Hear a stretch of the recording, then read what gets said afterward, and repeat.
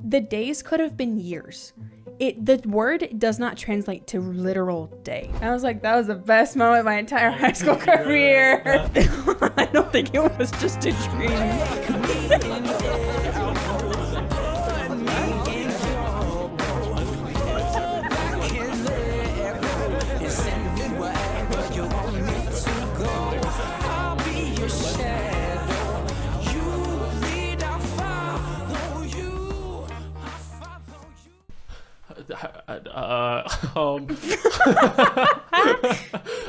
Have you ever been on a podcast? No, I'm usually the one behind the equipment. Oh, yeah, okay, gotcha. That's why I chose to be not an actress, but in the film aspect. Are you okay with being in front of the camera? This is probably one of the only ways I'd ever be in front of a camera. Yeah, okay, cool. I think you're going to do great. You're fun to talk to, so. I know what it's like to be behind the camera, so I've seen many people on camera. Well, so far, John, he's the one behind the camera, so. Yeah, if you can help me out with my camera, that would be awesome, because I have no idea what I'm doing. I mean, I've never used that one, but I mean, it's more basic than what I've used, but it's because my ones I have to use are complicated. So this is Mattea Campanella. She's really cool. I've known her for like 6 years. Some years, yeah. Back in high school. 15. 15? Wow, we were just little wee lads. We were freshmen in high school. That's gross. Yeah. Yeah. So you are the first woman I've had on this podcast, so congratulations. Wow. Yes. Diversity points. And then second of all, you're also one of the few people that are actually Christian, I feel like, that I've really interviewed, yeah. Oh. Surprisingly, I have more friends that aren't Christian than I realized. Oh, I think, yeah. I have a lot more that probably aren't, but it's because I'm in like 3 different communities. Well, so. It's been really fun to interview them and then try and like bring it to a spiritual place and just understand where they're at with whatever they believe spiritually, right? Yeah. But for you like Jesus. Yeah. Yeah, like might be an understatement. So it's like, what then? Who like? Why do you love Jesus? Well, right now we have a slightly strained relationship, but that's reasons I don't want to go into. I've just known him my whole life. I grew up in a household that was Christian. I said like the Lord's Prayer every night when I went to bed. I don't know what the Lord's Prayer is. No way. I don't know. I use the older version, like JJV. the like thine or thy. Yeah, just the King James version, I think. Yeah, whatever it is. Thous I and don't thuses know. I and just knew it by woos itself. and whooms. I didn't read the King. I don't like using a King James version. Do you want to hear it? Go ahead. This is Matthew 6, 9 through 13. After this manner, therefore, pray ye, Our Father which art in heaven, hallowed be thy name. Thy kingdom come, thy will be done on earth as it is in heaven. Yeah, I've heard that before. Okay. I didn't know it was called that, though. I'll just leave it there then. Nor do I have it memorized. So you're afraid of the King James version? I don't know. That's what I grew up with, but I don't use that Bible because I memorized it as a child and wanted to read other versions. Okay, so don't be afraid. I'm not afraid of right it. Here. I guess that's the new King James version, so it's a little bit easier. Because when I went to a Christian elementary school. It was a private Christian school. And I had to memorize, part of Luke, Psalm 23, and then that my parents did, but I memorized a lot of it. And I had to read, I think I read 25 books and I got like my own Bible. So I went to a very Christian private school. Yeah, wow, okay, yeah. I was just stuck into the very secular, non-Christian private school. Yeah, I didn't go to public school until middle school. Oh, wow. Yeah. And you weren't weird? No, I was weird. That's a given. Oh, okay, like, yeah. for everybody, yeah. But I guess definitely... it's still different than but like I was homeschooler. socialized because it was just a smaller school. It wasn't homeschool. Yeah, that's true. So. Have you met a normal homeschooler? No. Some of the coolest guys I know are homeschooled, but they're also very strange. Most of them are like old men. Old men? At heart, yeah. What do you mean? I dated one who was. Oh. Yeah. Gotcha. He had a very old man style about him. But that's just his personality. It's not necessarily that he was homeschooled. Like, what makes somebody an old man? Explain it. I don't know how to explain it, to be honest. I try not to think about it anymore. Yeah, all right, fair enough. like, as far as I'm concerned, old people are pretty rad. But Yeah. I don't think I'd want to date one.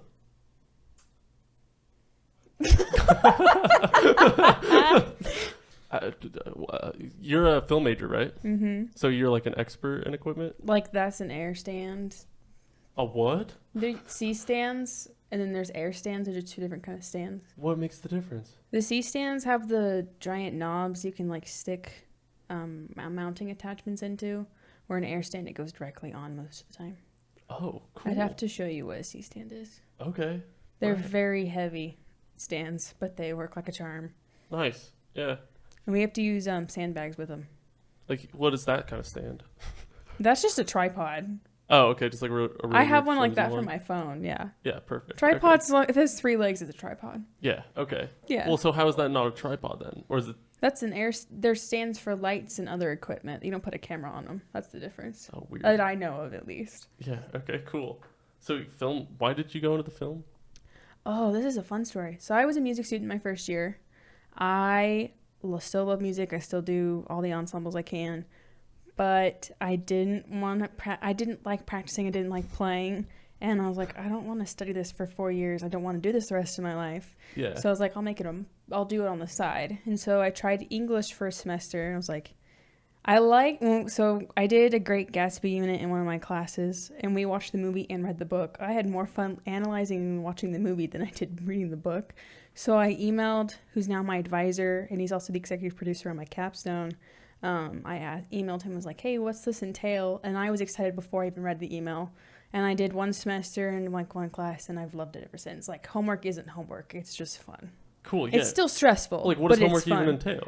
I have a lot of projects, video projects that I've done. Video projects, yeah. I took pictures of celery first fall semester. Did you learn a lot? I was learning how to do composition of it, and I really did enjoy it because I got to explore just like the textures on the celery and like work with focus. Yeah. I have a lot of stuff on my SSD that is just projects. That's cool. It's cool to talk to somebody who's been doing it's like we have similar fields, except I've been all self-taught. Yeah. And I like you could tell the difference between somebody who's gone through a professional setting of education compared to somebody who's just winging it every time. Like I've been wondering why it's a 4K camera, but I don't think it's set to 4K. I think we have to set it to 4K because I was looking at the footage, and it's like there's a lot of noise. Maybe it's not enough lighting. I don't know. Like visual noise? I just go, oh, okay. Is it visual noise? And then where it's... Visual noise. Where it's on the whole thing, or just where it's black? I don't know. I don't have a trained These are eye. things that I've spent 3 semesters learning over and over again because Yeah. it's so much information. I think I've been doing YouTube for like 3 years now, and it's just been a slow effort of finding a problem, then over months, just kind of slowly, but surely figuring it out. And that's what I was taught, as we just did it, like my professors, they're the ones that spent years doing that, and then they taught us. Oh, yeah, there you go. Yeah, we just hired, I think, 2 more professors, and we had 3. There's only 48 credits to my... You think they'd hire me? They wouldn't even hire any of us that are in the who just graduate. They're very picky about who they hire because it's still a toddler. Our department's only been here since 2018. So It's still very new. Like, I was the first class that took a cinematography class. Like, that didn't exist. Whoa. Until recently. I'm assuming that has existed, though, in other colleges? Yeah, U of Ice is still building their department. Yeah, gotcha. Yeah, that's what's happening. Yeah, cool. Like, where? So you mentioned, I think we were talking about it. Oh. It may have been even last night. You said that you'd go work for... Oh, because honestly, anything with video production, I do not want to do marketing or advertising, though. That's where I draw a line for me. But you've got companies like Smosh or Dropout or even Mythical. Like, they do more of the entertainment aspect, which I could go work for. Like, I went on LinkedIn and I even found like Mr. Beast. He lists jobs and has an open application that you can just send your demo reel into. That's awesome. That'd be so cool if you got to work for Rhett and Link. Them, Smosh, or Dropout, I would happily work for a little bit. That's like your dream? No, but trying to get into like the movie industry is very difficult because there's all kinds of technical stuff. There are guilds, like the Actors Guild, the Writers Guild, that you can be in or you don't have to be in. It's like fascism. But there's projects that are only for guild members and projects that are only for non-guild members. How do you get into the guild? You pay like I only know about the Editors Guild because they talked to an editor from Everything Everywhere All at Once. She was the assistant editor. It was on Zoom with like my whole class. She's like, it's like $2,000 and then you get all these benefits and you have to have this many projects a year. And I'm like, I don't want to do any of that. Are you ever wanting to make your own movie? Well, I am right now, technically. I just didn't write the script. Well, okay. Do you have like a dream movie that you'd want to work on then? I've thought about that question. I do not know how to answer that. Nothing appeals to you whatsoever? I honestly would work on almost anything. Like, I think I would enjoy working on horror movies rather than watching them. Because there's so many cool practical effects that they use that you don't see in other genres as much. Does anybody actually enjoy watching a horror movie? I actually do enjoy watching some of them. Not Supernatural. That crosses the line. But I took a horror film class, so I watched a lot of them and did a lot of research on them. What horror movies aren't supernatural? This degree's fake, dude. Just watching movies. What's fake? The degree. I can show you some of my projects. Okay. I've worked with, I didn't use it myself, but I learned how to put together a red camera. Put together a whole camera? Oh, the red. Whoa. Or whatever? Yeah, I think we have a cheaper style. Like, I don't think it's the most expensive, but we have one. I've worked with fly cams. I've worked with, I don't think we have a gimbal. But we have so much equipment. That's funny though, because you're like, oh, we have these fun big cameras when we need things like C-stands or C-47s that are clothespins. That's a fun film story, but I don't know any of these terms. It's all going way over my head. So basically, they used to use clothespins, and we still do, like actual clothespins. For what? Just any equipment. There's the smallest things are what matter the most, and originally when they were using them, they'd list it on what they needed, and the producers were like, we don't need clothespins, so they called them C-47s, because the producer would be like, oh, I don't know what that is, but they definitely need it. That's wild.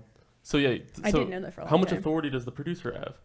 The producer's in charge of a lot of the business side, so, and then also creative, but mostly like scheduling, at least in our stuff, it's scheduling, meals, cast, crew, equipment, like checking through, all that stuff.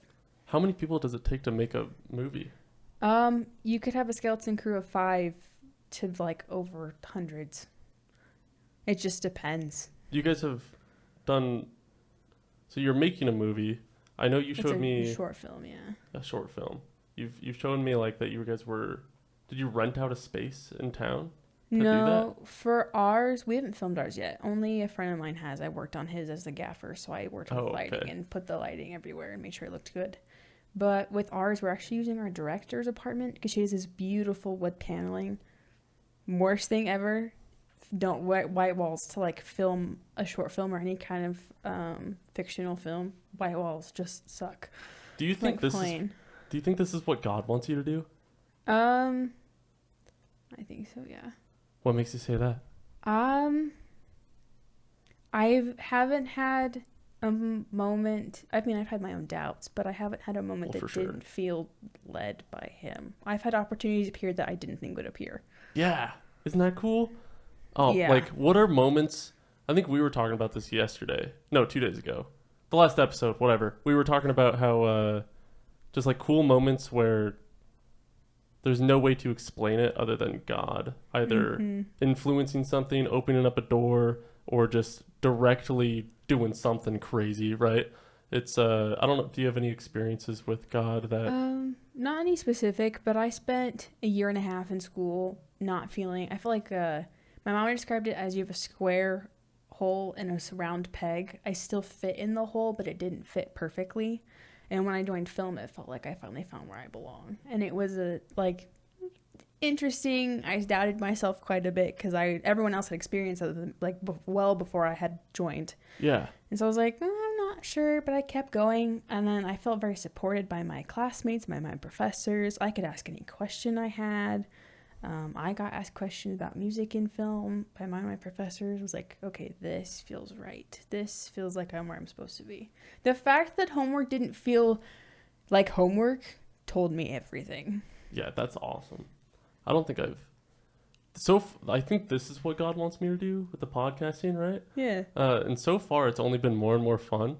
So there you go. Yeah, I don't know. It feels way better than doing the World Box videos that I've been doing for the past few years. Yeah, So, yeah. More fulfilling. Yeah, everything about it just seems like, even the back end editing part, where I'm sitting there rewatching it and kind of timing everything and getting all the info of what we're talking about. It's it feels fun.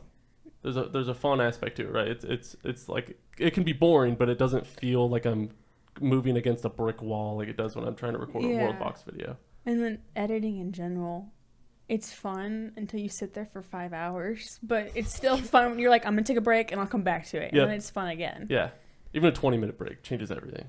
Yeah.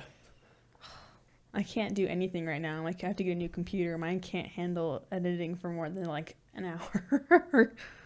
Well, you know me for at least like a long time, so I think it's helped, actually. It's been really fascinating to kind of compare how easy certain podcasts were compared to the other ones with just using my brain power. It's different. It's way different when I know somebody and when I don't know somebody. I think we had Justin Alder on. I don't know who you know. I know who Justin is. Okay. Oh, yeah. No, I know who that is. Okay, cool. He's been in DDD with me.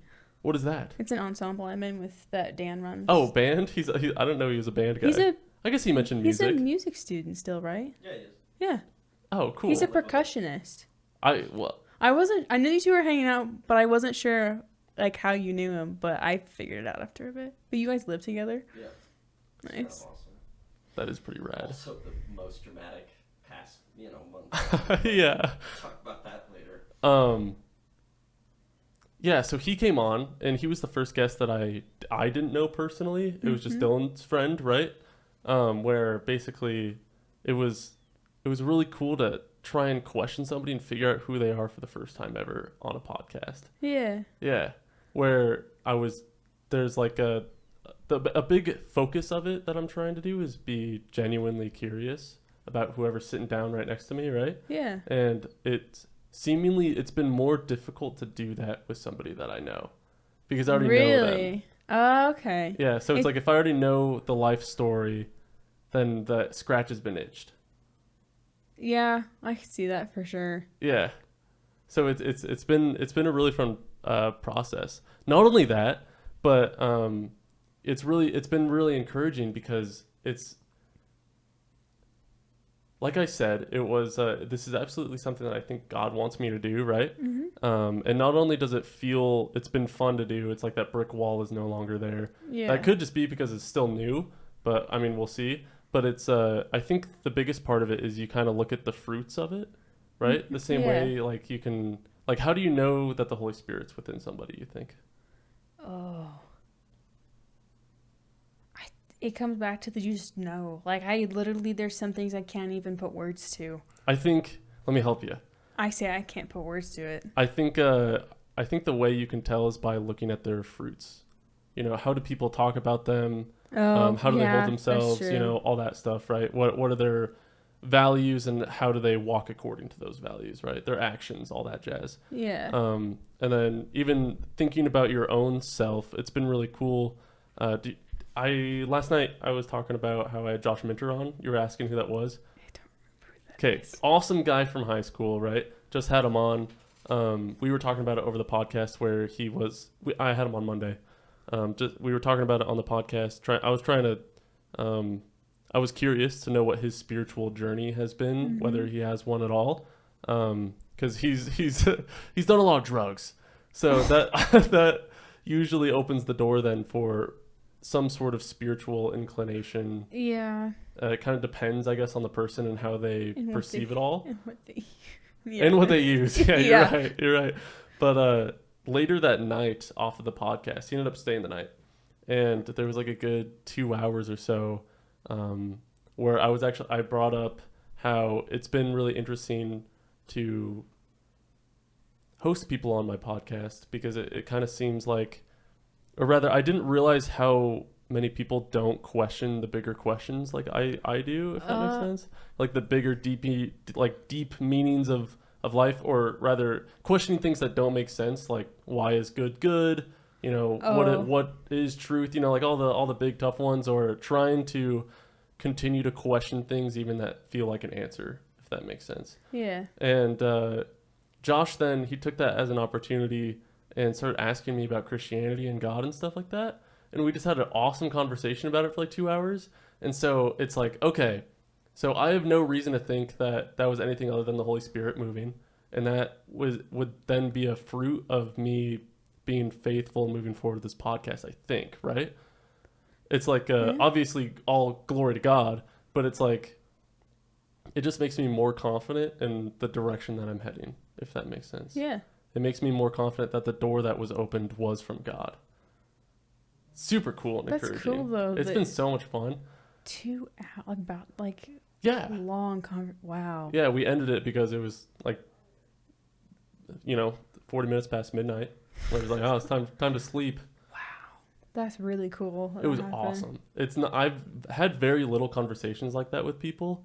So when somebody trusts you enough to start asking questions like that, that feels, there's nothing better. There is simply nothing better. That's like I peaked. It's been downhill since then. Yeah. Until the next one, I guess. I haven't really ever experienced anything like that. Closest I had was Talia. It was actually my roommate freshman year. And doesn't she know Jesus? Yes, she didn't then. Whoa. And do you know who Emily Abramson is? Nope. She hides in the back, so people don't know who she is. She likes to sit back there. But her and I got to know each other because all three of us were music students together. Same class. We had basically the same classes every day, except for our instruments were different. And so Emily and I both went to Kyle for the first night. I sat next to her. I remember being like, I'm not going to come back here. Like, I was super nervous. I was guilting myself into going, which I'm happy about now. I think I was just nervous. But I was like, I won't be friends with this girl. Like, I won't come back here. Emily's one of my best friends. I go to Kyle for all the time now. But Talia, we would talk about it when we got back to the dorm. And Talia would always be there. And she was uncomfortable for a while. And she told me that she's always, like, gone with friends to things. Like, she's had Mormon friends that she's went with just to see what things are like. And we ran into her on one night when we were walking to fellowship with some Pittman Center at that point. And Emily, Talia thinks it was me, but it was not me. I was nervous to ask her because I was still new to talking to people about it all. Yeah. But Emily asked if she wanted to join us. And I was like, yeah, you totally should. Like, I was not going to start that conversation, and she did. And that's kind of when it started. So that's the closest I've had to that, but that's it. So you've seen somebody then go from a non-believer to a believer? Yeah, and I've seen how up and down that can be. Because you have to leave everything else behind that you believed before. I think we met up to talk about our mission trips. Yeah. But I don't think we really ended up talking about it. No. I don't think I ever got to tell you, like, what God did on that trip. Now, I can't say too many details or names and stuff. Yeah, no, same here. One of the guys, I had the opportunity to ask him if he wanted a chance to meet Jesus. I don't know if I said that when we met up. What did he say? And it was what did he say? He said, maybe, with like a really enthusiastic smile on his face. Not sarcastic? No, not at all. It was, let me kind of take you over the story here. So, I guess, what can I say? There was, we would have like meetups with these students, right? And we'd talk with them. And every single time we met up with that group, it always ended up with me and this guy together, right? It would be the groups would be chosen by random. Certain Americans with certain whatever. And he somehow always ended up in my group. So over the 2 weeks that I was there, we really got to know each other. And the second to last day, I told him my testimony and stuff like that, right? Yeah. Meeting Jesus, my own experience with it. And after that, he came up to me and he said some really cool things and was like, I respect you. And I went, whoa, God's doing some stuff, right? And that night was so cool because it wasn't just him, but it was many other of the guys there that were asking about Christianity and all that. And the next day, it was the final day of the whole trip, big dinner for everybody. And this is really cool. So imagine it's a big crowd, maybe like 35 people or so are showing up, right? We show up early because it's a few different groups that we've been meeting up with over the past 2 weeks. But we show up. There's already a few students there. We walk to the back of a restaurant because we're all meeting up for dinner. Yeah. There's a huge table, it could fit maybe 35 people or so, right? For the whole group. And everybody goes and sits on the far side of it. And I'm kind of in the back knowing like, well, we're supposed to split up. Mix in. We're supposed to mix, right? Like make sure that we're not bunched together. Then, yeah. So I end up sitting on the far side of the table where nobody else is. And I'm sitting there for 5 minutes. Nobody else has showed up. And the entire time I'm thinking, I'm battling with myself whether I should go join the other guys. Because they're all my friends. I've been hanging out with them. Was it just the team at that point? There was some students. So the students that I've gotten to know the best were already there. It's like some of the students made way more effort in like showing up to the things that we were inviting everybody to, and they really wanted to get to know us, right? Yeah. And so the guys that we really got to know were there early. Okay, because now we had the best. Better. Yeah. Okay. Good. And so I'm sitting there at this end of the table, and I'm looking at all my friends that I'm not going to see for the next however long. It's not like I'm coming back to Vietnam anytime soon. And I want to sit next to them and talk to them for the last night, along with, my American fellas. But I just had a deep feeling. I didn't know what it was. Your gut? In my gut. That's what I say. Trust my gut. Trust your gut. Trust the instincts. That I just had to stay there at that side of the table. And I swear it was the Holy Spirit. Because I end up sitting there for about 5 minutes, decide that I'm going to just stay here. I'm just going to sit here even though I really want to go over there and talk. It would have been really easy to just get up and move. And another 5 minutes goes by after I made that decision, and I'm just waiting for people to show up, right? Yep. And guess who walks in that door? The first person to. That one guy. That one guy. Can't say his name, but that one guy. Yep. And he sits down, so I'm at the end of the table, one seat in, and he sits down at the very end of the table. There's way more context to this, but he gets surrounded by Christians pretty much. There's like 5 of us and then him in the corner. Whoa. And that didn't, the guy who sits next to me to my left, because this is going to get confusing. This guy, basically, I turn around because I didn't get a chance to talk to him or meet him before. And I was excited for some context that I can't talk about, that I wanted to know how he met Jesus. Vietnamese fellow who knows Jesus, I want to know how. So one of their people that are there. Yeah. Okay. So does that make sense? Yes. Yeah. So I just asked him, how did you meet Jesus, right? Was he an M? No. No, he wasn't a worker. Okay. No, he was, no. But, so I asked him, how did you meet Jesus? And immediately, I didn't even get to hear his response. I don't think the guy that I've been talking about, that I've been building a relationship with for the past 2 weeks, he immediately butts in and just starts asking about Christianity. Like he took that as his entryway just to, here's my opportunity. Yeah, like he's been waiting for a chance to ask it, right? And then immediately it was so crazy because they all start speaking Vietnamese around me, all the Christians that are surrounding them, right? I've experienced that. It just was a different Indonesian. I think it was awesome. It's so cool to hear them all speak in their native language, just like sitting back and going, wow. Because not only that, I feel like I kind of knew what was going on. Yeah. The guy, that's what we're calling him. Yeah. He was so intense with his questions and or attention to what they were all saying after he would ask them, right? Yeah. It was really cool to see how he would continue to move it along as he was trying to figure out what it was all about.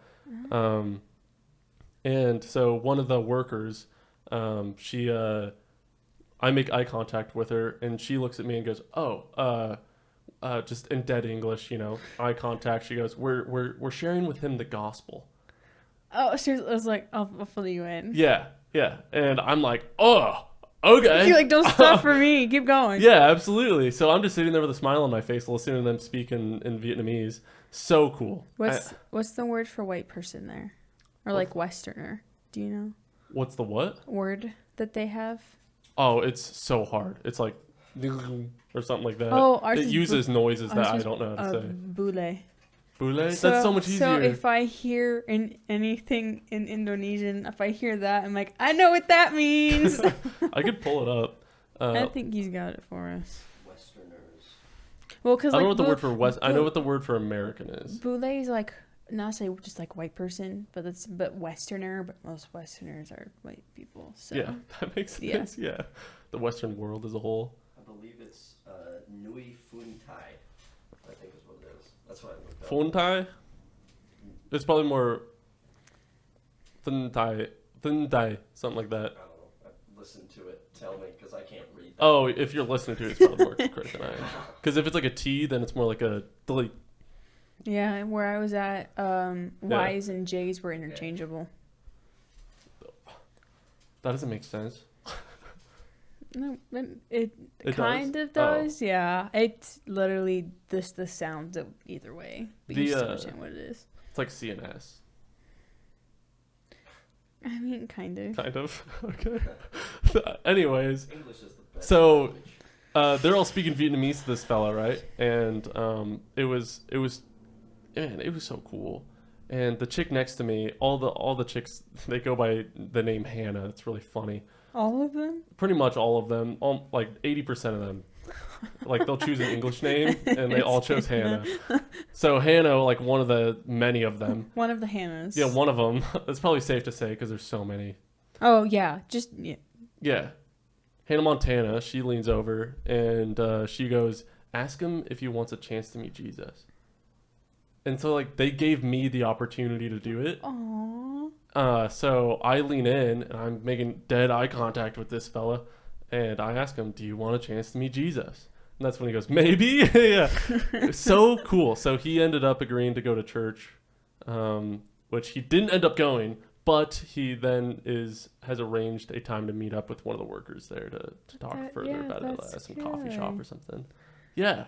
So it was just so cool to have been used in that way by God, if that makes sense. Yeah. So cool. It's cool to hear how different it was over there because the people I was with knew people over there. Oh, really? Mm-hmm. But it wasn't, it was like M's from here. Like it wasn't people there knew people. Yeah. Yeah. But I don't know how much of where I can say I was. I was on Java at least. But the island? which apparently is sinking. Oh, they're trying to move. They've got a long time, but they're trying to do stuff now so that they can move the capital and everywhere later.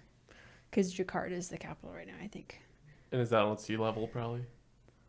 I honestly don't remember. I looked at it while we were flying back, but after that, I didn't. Is it an accent thing to say probably instead of probably, or is that just a me thing? It's probably just a slang version. I don't know. I don't know if I've ever heard anybody else say that, but I'm sure I don't. Anyway, sorry. No, you're good. I got so distracted. We went and visited campuses because it was the biggest Muslim country in the world. So we went and visited. We would prayer walk on campuses.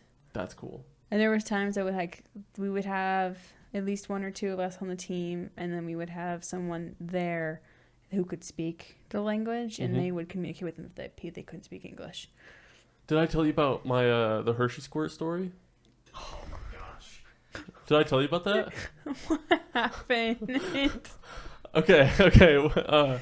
So I was on this like Buddhist sacred ground, right? Crazy. Where like, I guess I can't describe it too much, but it was beautiful and amazing in every single way, right? Yeah. Except it's just, like a Christian perspective is pretty demonic even, but Did it give you a weird feeling being there? No, not necessarily. It was very educational. Okay. More so. I don't feel like I felt spiritual battle in that sense, but it was really cool to see monks and all the idols and stuff like that are littered everywhere. But yeah, so I'm on top of this mountain, this Buddhist sacred grounds, and I feel the squirts coming. It's like day 4, something like that, where I've been eating a different diet, and I was drinking coffee for the first time in my life, and apparently their coffee bean is way stronger than it is here. Coffee in general, it's just... Yeah, so it's already a lubricant for down below, and it was... yeah, and it's way stronger apparently over there. So I was not prepared whatsoever. Your body was like, what are you doing? Yeah, and... Straight up oil. Straight up. That's what it felt like coming out. I will say this though, about the food that we had over there, part of it was better for us and part of it was not. It's all carbs. At least that's what I was eating. But like some of it's more naturally grown. True. No and preservatives. then there's things that we don't have here that are considered bad, and oils that they use. Like it's either way. Yeah, you're right. Yeah.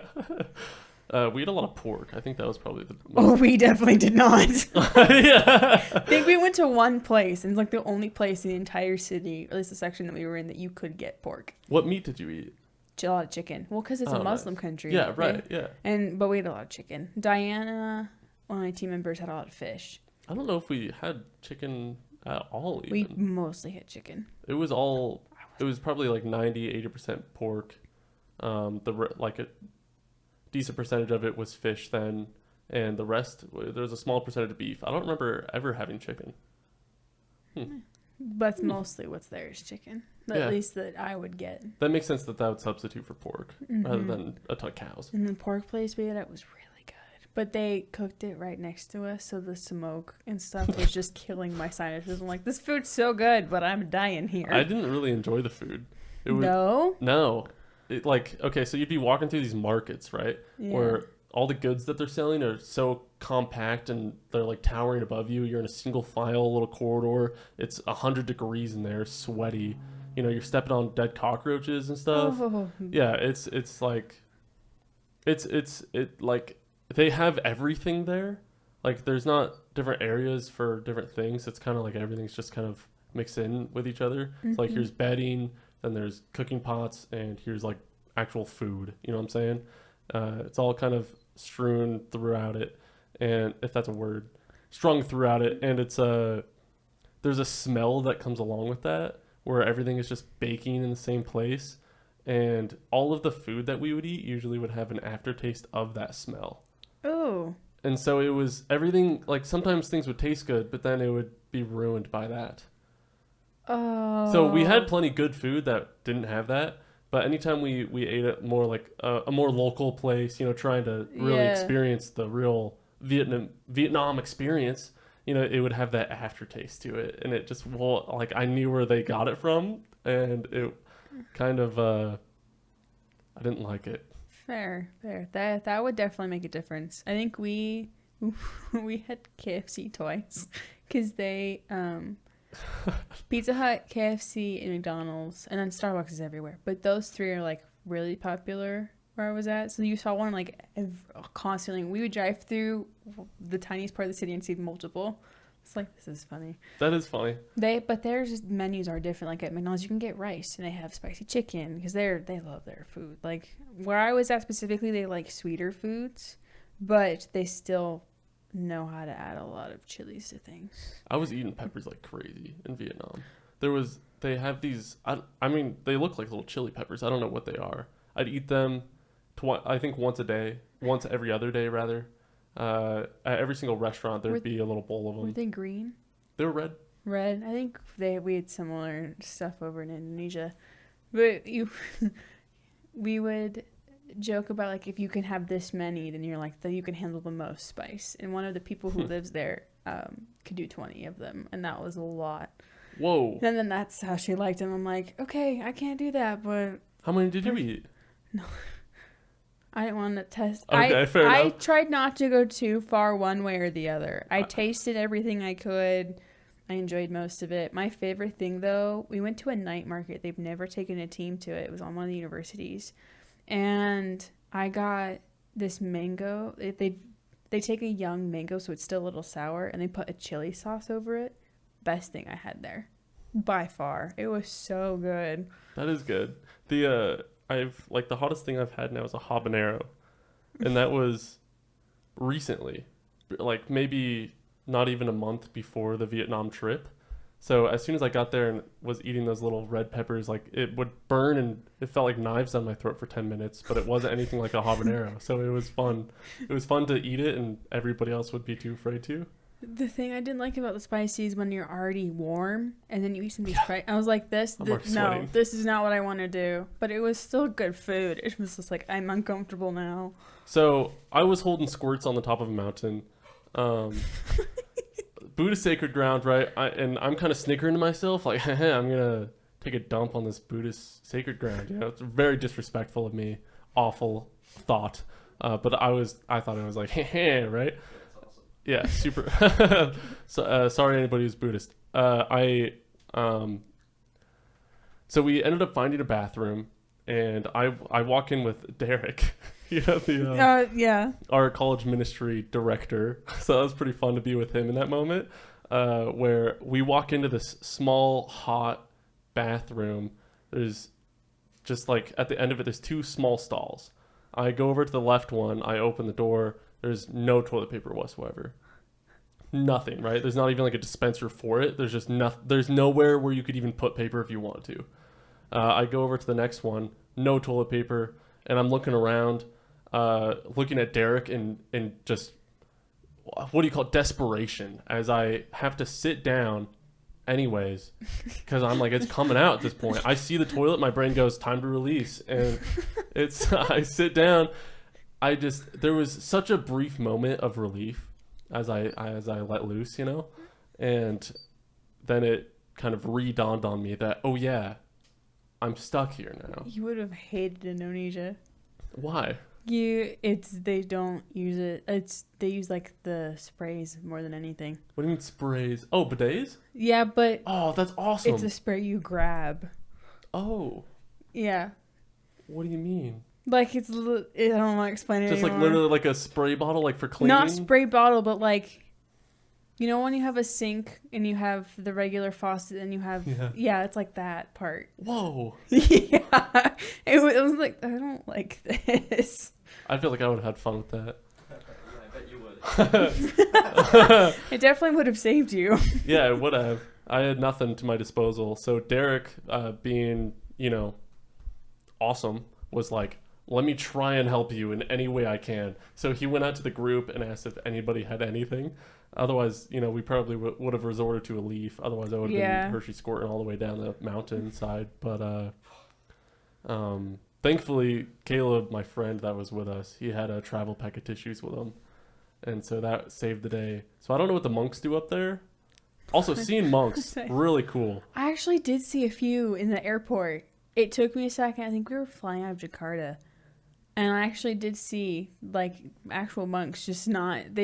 They are just there. Like, it was a funny coincidence. Yeah. Because there really is. It's fun to see monks, like, in the middle of modern with architecture. The flip-flops, and they have their cool robes and stuff. Yeah. Super cool. So, yeah, I wanted to... I thought it was funny to take a dump on the Buddhist sacred ground, but really, they got the last laugh, I guess I deserved it. Did you know that Buddhism has a flag? What? Yeah, the flag was everywhere. Yeah, but I didn't know that until I saw the Buddhist flag being flown We do? everywhere. Yeah, we do. I didn't know that. Yeah, pull that up, John. Yeah, I'll look it out. What does it look like? The Christian flag or the Buddhist flag? We can look at both. The Christian one. Okay. I know what the Buddhist one looks like. Well, the Christian flag is like a... Wow, you just can't see it. It's like a surrender flag. So it's like white, and then in the corner it's a blue square with a red cross. Oh. I'm looking this up. Yeah. I feel like we could make a better design. No, that's kind of cool, I guess. Surrendering to Christ is exactly what we're supposed to do. Oh, yeah. Never mind. Maybe the meaning's all there. The best ever. Maybe you're right. Yeah, I am right. The Buddhist flag, I think it's like yellow, blue, white, and orange. Ew. Who designed that? I think it's kind of a cool design. At least it's a unique design compared to any other Definitely country unique. flag. Yeah, it's unique. Definitely also... Oh, yeah. Yeah. Yeah. Surrender to Christ. We should put that like right up here. Yeah, make every No. super uncomfortable. Yeah. I like love that it's a Christian flag. I get so tired of seeing flags everywhere. What do you mean? How Just often in do you see flags? My, I mean, it's America, I guess. it was Idaho too. Yeah. I have not seen Rad. any Christian flags other than at my middle school. I've in never Washington. seen I one in love person. flags. Oh, okay. I'm a flag enthusiast. I love flags. My favorite's the old Netherlands one, and they changed it to just the France flag, but flipped 90 degrees. So dumb. So dumb. They got rid of, they had like a beautiful blue and a white and like a gorgeous orange. I- The most unique looking flag ever. I mean, not in like design, but color wise. I grew up with my cousin having flags that I didn't like, so I got tired of them. Well, the Netherlands flag is really cool. That one, yeah. Well, my cousin Not the had new one though. no. Fair enough. What did he have, like old German flags? One in like maybe the 40s. He definitely had a Trump flag. Nice. I think he had a Confederate flag too. Nice. That's rad. I just The most got North tired of Idaho him. thing to do. I just got tired of him Yeah, fair enough. because he wasn't polite about any of it. He would just kind of like throw his opinion in your face and tell you were wrong. At that point, he's not. This was years ago. He's not. Yeah. It just was hard for me because I'm like, I'm still forming my thoughts on things. Yeah, fair enough. Yeah, I still know nothing, so it'd be really fun to have all sorts of different flags of like opposing views. You're the flag guy. Then there's another guy who's a map guy. I love maps. That's why I love flags. You need to go to over to Danny, Holden, and Peter's place. Do they have a ton of maps? I've been to the map room at U of I. I still haven't been in there, and I work So at the library. cool. So they have so many. Oh, I was geeking out for a bit there. That was so much fun. I still know where it's at. You don't like maps? I haven't been in there. I work. Well, I like work in general. I just don't want to travel that much. Yeah, okay. They don't tickle your brain. Well, in the places I would want maps of it, like I have one of Olympic National Park, and I'd probably get them of national parks, but that's probably about it right now. Yeah, cool. Have you gone camping? I'm not there, but I have gone camping before. Yeah. Where I did- think somebody last night was Yeah. saying how they'd never been camping. Oh no, my first time camping was running camp sophomore year. Really? Yes. I remember hating that. I don't know why. I was my favorite moment, as I was the slowest person on that entire camp. And we get to the next school year, I'm running at LC down there, and I hear one of the camp counselors who's on the, what do they call it, the turtle. And I hear, Turtle? yeah, What's that? at the end of a race, they follow the slowest person. Oh, yeah. Yeah, and because that course is so open, and I hear them on the other part of it, and I hear, whoa, she got faster. And I was like, that was the best moment of my entire high school peaking right career. there. That's awesome. Only time it was actually worth it. Yeah, I think we Yeah. both relate to being at the back of the pack. I will forever be at the back of the pack, especially after I got injured. There's no way. Nice. Yeah, I can't run anymore, so. I wonder if I put more effort into it, if I would have been much faster. I feel like I did put effort into it, but it wasn't. I didn't take it seriously enough. I didn't like strive to be on varsity or anything like I that. knew with how I'm built that it wouldn't happen. I am built wider than all of those girls. I knew that I'd have to go extreme to actually get to their level. So I was like, I'm not going to hurt my body by accident by trying. How much of it do you think is genetics? I mean, I'm built like my dad. Him and I can, like... That's so awesome, actually. We could, if I really tried, I could try to lift really heavy. Like, not now, but I could build towards that. Cause that makes sense. That's what he's like. He doesn't look it, but he is very strong. Cool, yeah, he's got the dad strength. Well, he's been working on it. Yeah. He's been working out. Mm-hmm. A dad that works out is so cool. Both my parents do. Oh my gosh, really? Yeah. Especially after my grandma passed away of heart failure, like my family was like, we're going to keep ourselves healthy. Yeah, So we don't know what caused it, so. Yeah. I mean, that's my whole reason of being healthy too, but my dad's not dead yet. Just not exactly healthy. Yeah. You know, it's kind of like a big warning of like, what am I prone to, if that makes sense. If I let myself go. Yeah. Well, there's a lot of that in my family. Oh no. Yeah. But like right now, I have to get things checked because there's problems I don't even know what's going on. So. Dude, nice. Can't wait for the new body up in heaven. Oh my word. Yes. Won't that be cool? Sometimes I think about that. I'll feel a random ache and I'm like, what is this nonsense? Oh, the thing that crosses my mind is when I get where I can hug Jesus and I start crying. And I'm like, why am I crying over this? Like, it's exciting. I don't need to cry. My mom and I, we were geeking out about the song Can Only Imagine. I think that's what it's called. Oh, yeah. It's like if you really like put yourself into it and think about really what he's saying, it can become a very emotional song for sure. And it's like, what would you do in the presence of God? You can only imagine. It's like, would you stand there in silence because you can't speak because you're in awe, right? Or would you fall to your knees of the weight of his glory? It's like, I would just run up and hug him. Would you? Or oh, yeah. I feel like I would I don't know what I would do. Because at the end of the day, he's also our father. Like, he's there to protect us. I'm like, you have done so much. I would just go up and hug him. Like, I guess if it's like the prodigal son, it's like the father. It's like Jesus would run to me. Honestly, yeah. That's kind of a cool thought. Yeah. I would be so in awe of Jesus that he would be the one. You twisted the prodigal son thing and you were saying Jesus was the son, right? No. I think in the story, the father ran out to meet him, right? Yeah. Yeah, he ran out to meet him. Just casual heresy on accident. That's definitely a big fear of mine, is like teaching the wrong, like inaccurate. I guess that's what last night felt like. It did? I was terrified. Why? Because the other two set it up, and I was like, we got to get rolling. And then all three of us got busy because he was going to talk to you. Cody was going to talk to you about writing it. He was? He was.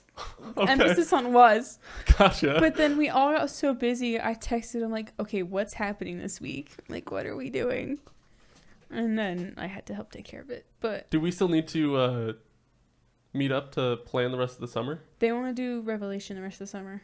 Right, okay. When they said book, I thought they meant like not like a book of the Bible. Yeah. Yes. Like and so that's why I told Cody that last night. He goes, that makes so much more sense now. I'm like, yeah, you guys just said book and I didn't know what you were talking about. Yeah, in the group chat, I could not understand what was going on or what the plan was.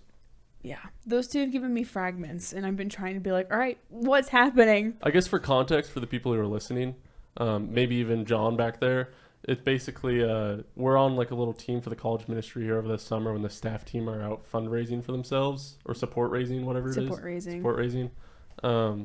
Just to like keep the ministry going with whoever's still left in the college town.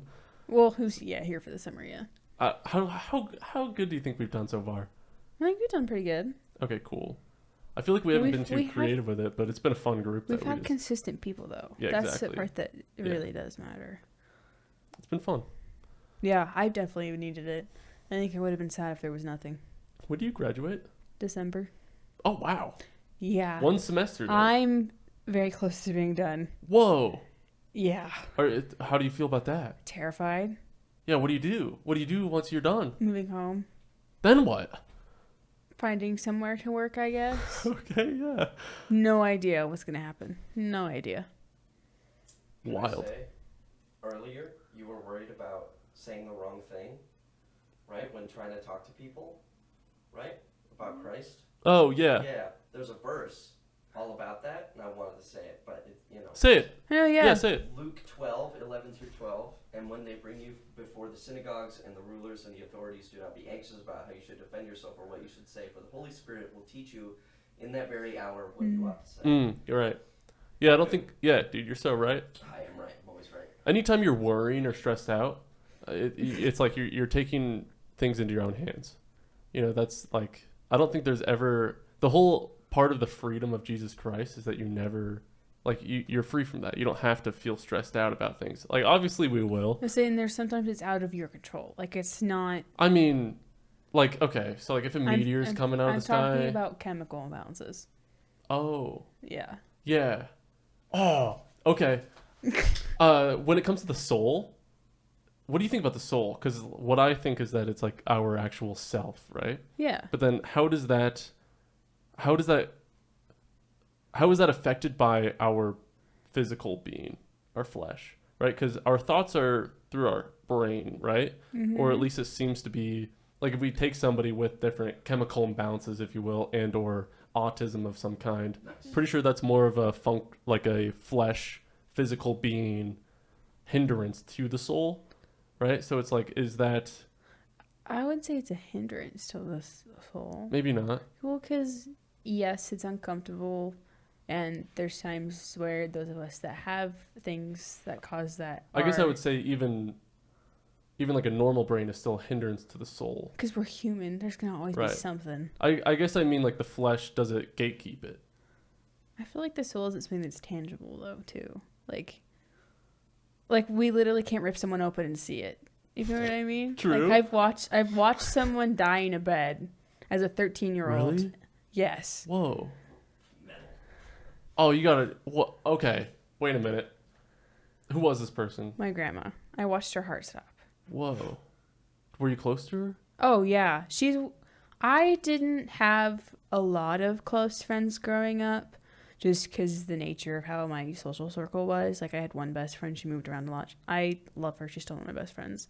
But I had my mom and my grandma growing up, and she's the grandma I was closest to. Mm-hmm. This was in 8th grade, so it was well before you met me.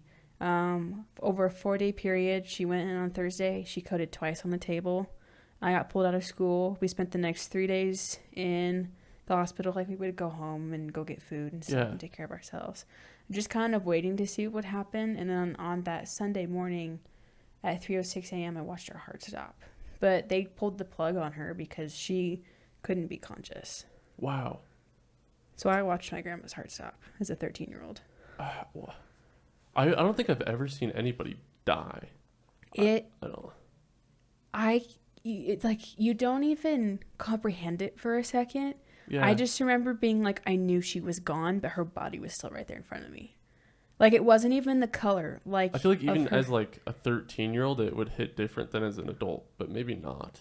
I don't know. Oh, I mean, it definitely affected me. Like, that's a whole nother story. Yeah. But I just knew she was gone. Like, there was nothing that left her that you could physically see. Right. And that's how I imagined that was her soul going up. Mm-hmm.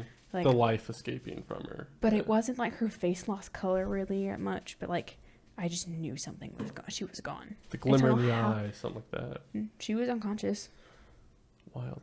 So I don't know how to explain I guess it. her eyes were closed. They put her, made her unconscious because she was in a lot of pain. Yeah. So I don't think it's something we can physically see. I think it's made up of who we are. But I think the way that God created us and the things that happen to us help shape us to be his vessel of teaching his gospel. Yeah. And so I feel like the soul is just the essence of who we are in him, mostly. Cool. Wow. Can I question you further on the how that would have like affected you, I guess? Unless you don't want to talk about it. No, that part's totally fine. It actually leads up to what I'm struggling with right now. So I spent 2 years. I didn't go to counseling until sophomore year of high school. I was in shock for that long. I had my first panic attack a week after she passed away. Whoa. But it was kind of, looking back, I see where video stuff started to kind of line up, because I had the idea of making, that's why it was an iMovie because that's what I had access to, but like putting photos of her together with music and videos of her life with different people, and we made it. Like, that was my original idea. Cool. And I started making it before she passed because I was just trying to make something and trying to keep myself together. But I really see like the small seeds that were dropped throughout my life with all of it. So that's another thing from earlier. But I went to counseling. I was suicidal for a little while.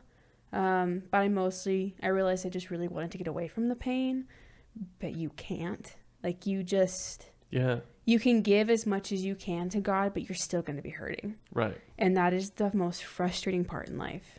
Like, that's what I'm struggling with right now. Mm-hmm. But I went to counseling for a couple years, and then right before COVID hit, I had stopped seeing my counselor because I was doing really good.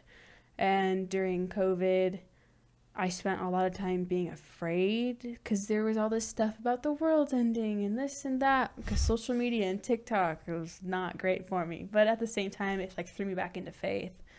And then I tried to go to my church, like life group. Didn't fit nearly as much because I didn't have a community in that case. But I have struggled with grief over the years, so much so that last summer I was really depressed at the job I was working, which I will never go back to. Not the people's fault, just it's a theme park. So the situation of the job is already stressful. My doctor put me on an antidepressant we waited years. Like, I didn't want to be on anything, but my brain could not get back to normal. And that literally destroyed every part of my body, like health-wise. It made me gain 30 pounds that I had no control over. My emotions and mental health just fell to pieces. And so, like, that pain and hurting that you just have to trust God with, but you can't do anything about it, is so frustrating. But it all just, I thought that losing my grandma was the hardest thing I'd ever gone through. This is the hardest thing I've ever done. Like, I can't even express how frustrating it is. How do you, man, that's, okay.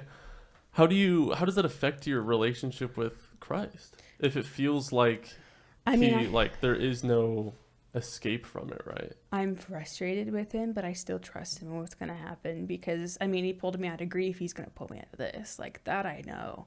It's just frustrating in the moment because it happened like this, but he can't fix it like this. And that's the frustrating part because it just doesn't work that way. What if he can't? I would already be feeling better. You think so? Yeah, gotcha. Well, I think he can. I think he can. There's no reason why he isn't. Yeah. Yes, that's the frustrating part. Yeah. Because I having to go through a lot of processes. I'm like, this is great. What do you think you're learning through it, if anything at all? Maybe you it's not like understanding always comes through the process. Sometimes it's like even years after, but I honestly don't know. Like, my faith hasn't been shaken. I'm just frustrated with the situation. Yeah, rightfully so, I think. Preaching to the choir right now. Yeah, I know a lot of people. I've been very blessed in my life to not have experienced a major loss, at least like death-wise. I've had like a romantic loss, if you will. I've had a couple of those. But that's probably that's like the closest thing that I could describe to as like a real loss. That are like my dog. Miss him. But I don't think I would want to compare that to losing a person, at least until I have that experience to compare, I suppose. And it's different with expected and unexpected. Like, I lost my great-grandpa. Yeah. He was 94. We already knew his sister lived to like 105 or like 97. That's so crazy. Awesome. That's a blessing. Wow. That's my dad's side of the family. I'm like, I hope I get those genes. Do ya? I don't know Man, yet. if I can conk out at like, I'd like to make it to like 90. Then I'm good. Well, the Clean 30 before I croak. Yeah, you think so? 30? Yeah, clean 30. What about a dirty 30? If I'm like huffing fumes. Heart attack. But like his, I saw coming, and I wasn't super close to him. Like he was like, I just want the Lord to take me, and we're like, stop. Yeah. We understand that you don't want to be here, but the Lord's gonna take you when He takes you. So enjoy your time. Yeah, right. If you're still here, there's a purpose for you to be here. Exactly. So, yeah. But that one, that's yeah. But that one was not the same. Just because I knew it was coming. I lost my grandpa back when I was 12, but up to that point, I was kind of scared of him. Didn't really, he lived 300 miles away, so I saw him every now and again, and I didn't really have a relationship with him. Mm-hmm. The memories I do have with him were awesome, but it's like I now have. Through my life, I may not have personally had a major loss, if you will, but my family members or people that I'm super close to and care about have. Mm-hmm. It's been 4 months, I think. My cousin, which I consider to be a brother, I'm so close to him, right? Yeah. Love him to death. I would kill somebody for him. Maybe not that, but not that far. If he killed somebody, I'd help him bury the body. Let's just say okay, that. Yeah. He and his wife, they just had a full-term miscarriage. A full term? They went to give birth and stillborn. Still, yeah. Oh. So and they just came over, I think 2 weekends ago and spent the weekend with us to get away from, over yonder. And just, it is so, loss and grief. It is something that I struggle to relate to because I've never had that. And miscarriages are a whole nother level. Right. Like, I definitely never experienced it, but I have family members who did. Like, it's a whole nother level from what I've been told. To talk to them about their spiritual walk through this all, their faith through it and how that's kind of affected them, along with just the pain of it, right? And how, especially with something like that, nobody knows how to comfort them in the right way. Unless you've been through it. And so they were kind of talking about how everything, when it comes to that, nobody knows how to say the right thing. So no matter what they do, it usually ends up not being the right thing. Mm-hmm. What they, and they've all heard it. They've heard it so many times now. It's kind of like this whole sorry for your loss.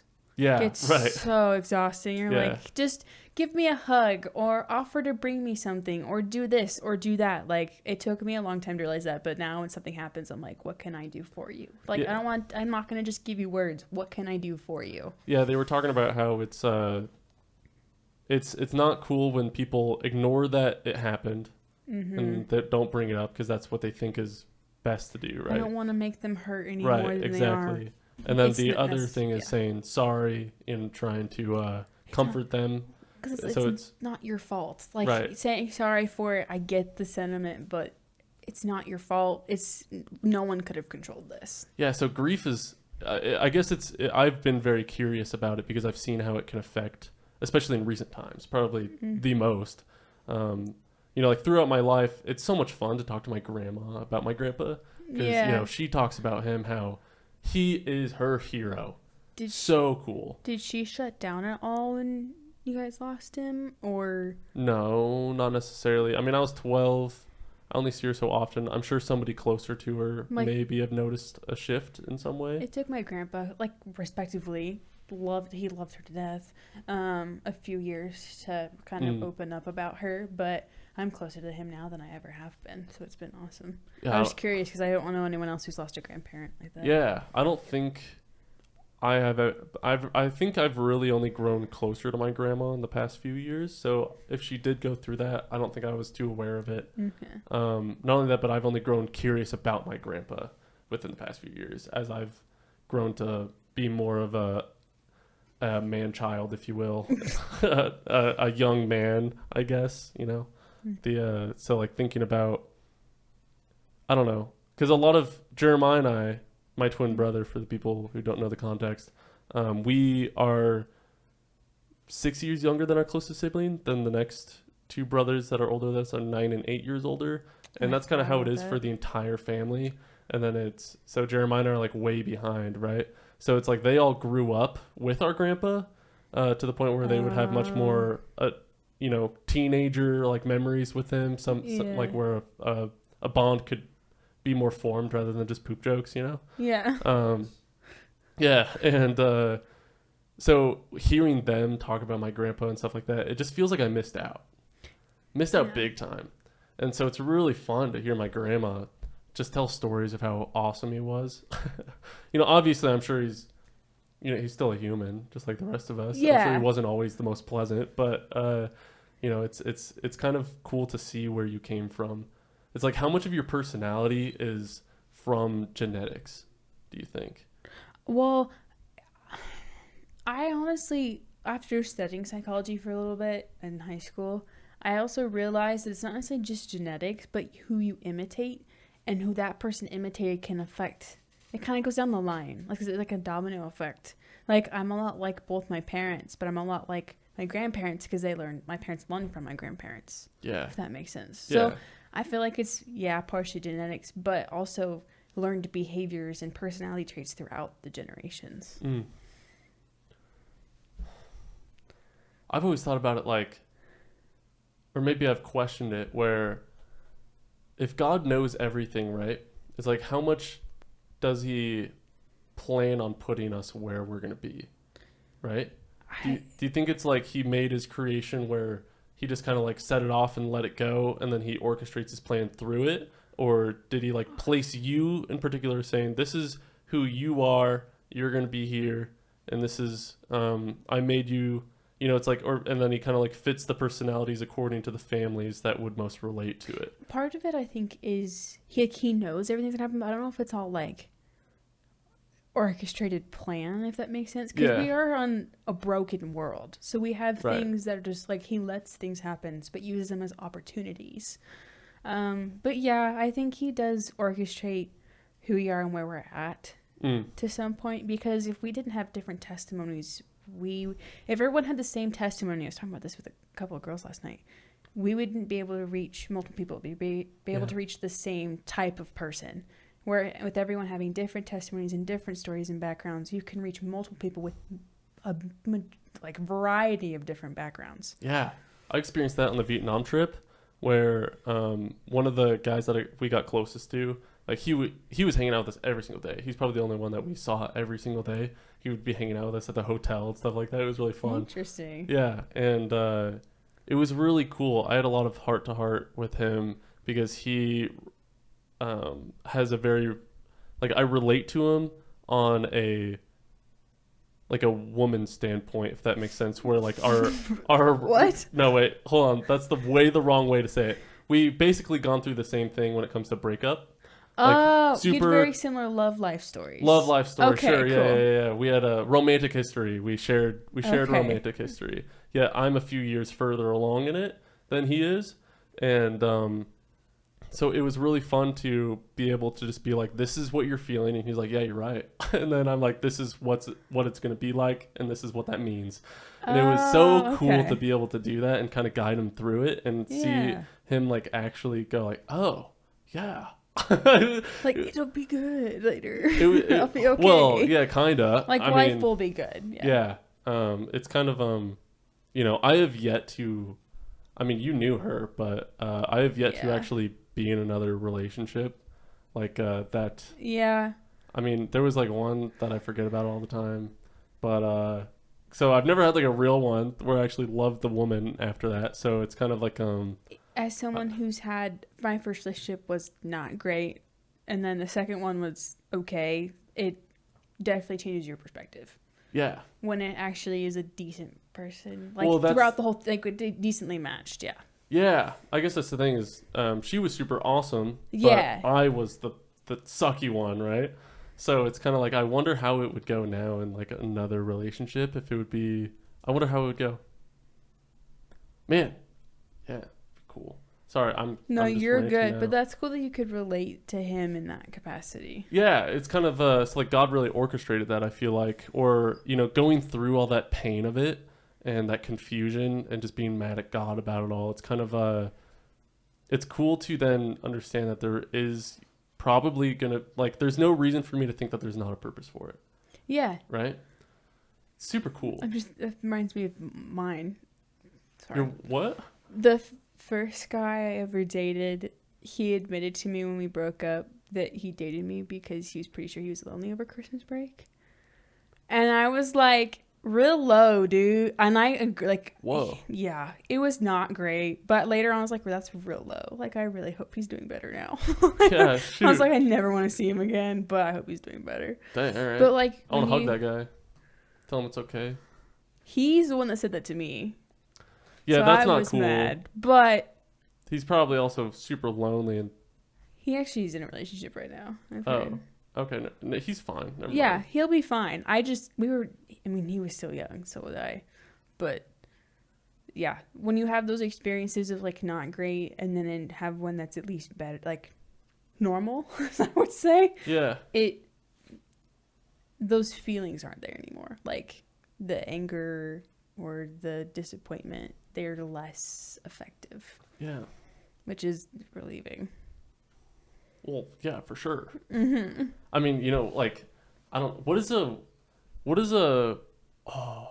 okay, so for me, a lot of my life, especially over the last year and even before then, it's kind of like what it was is growing up, it was always, what is it going to be like to be a man? And now over the past year, it's what does it look like to be a man of God, right?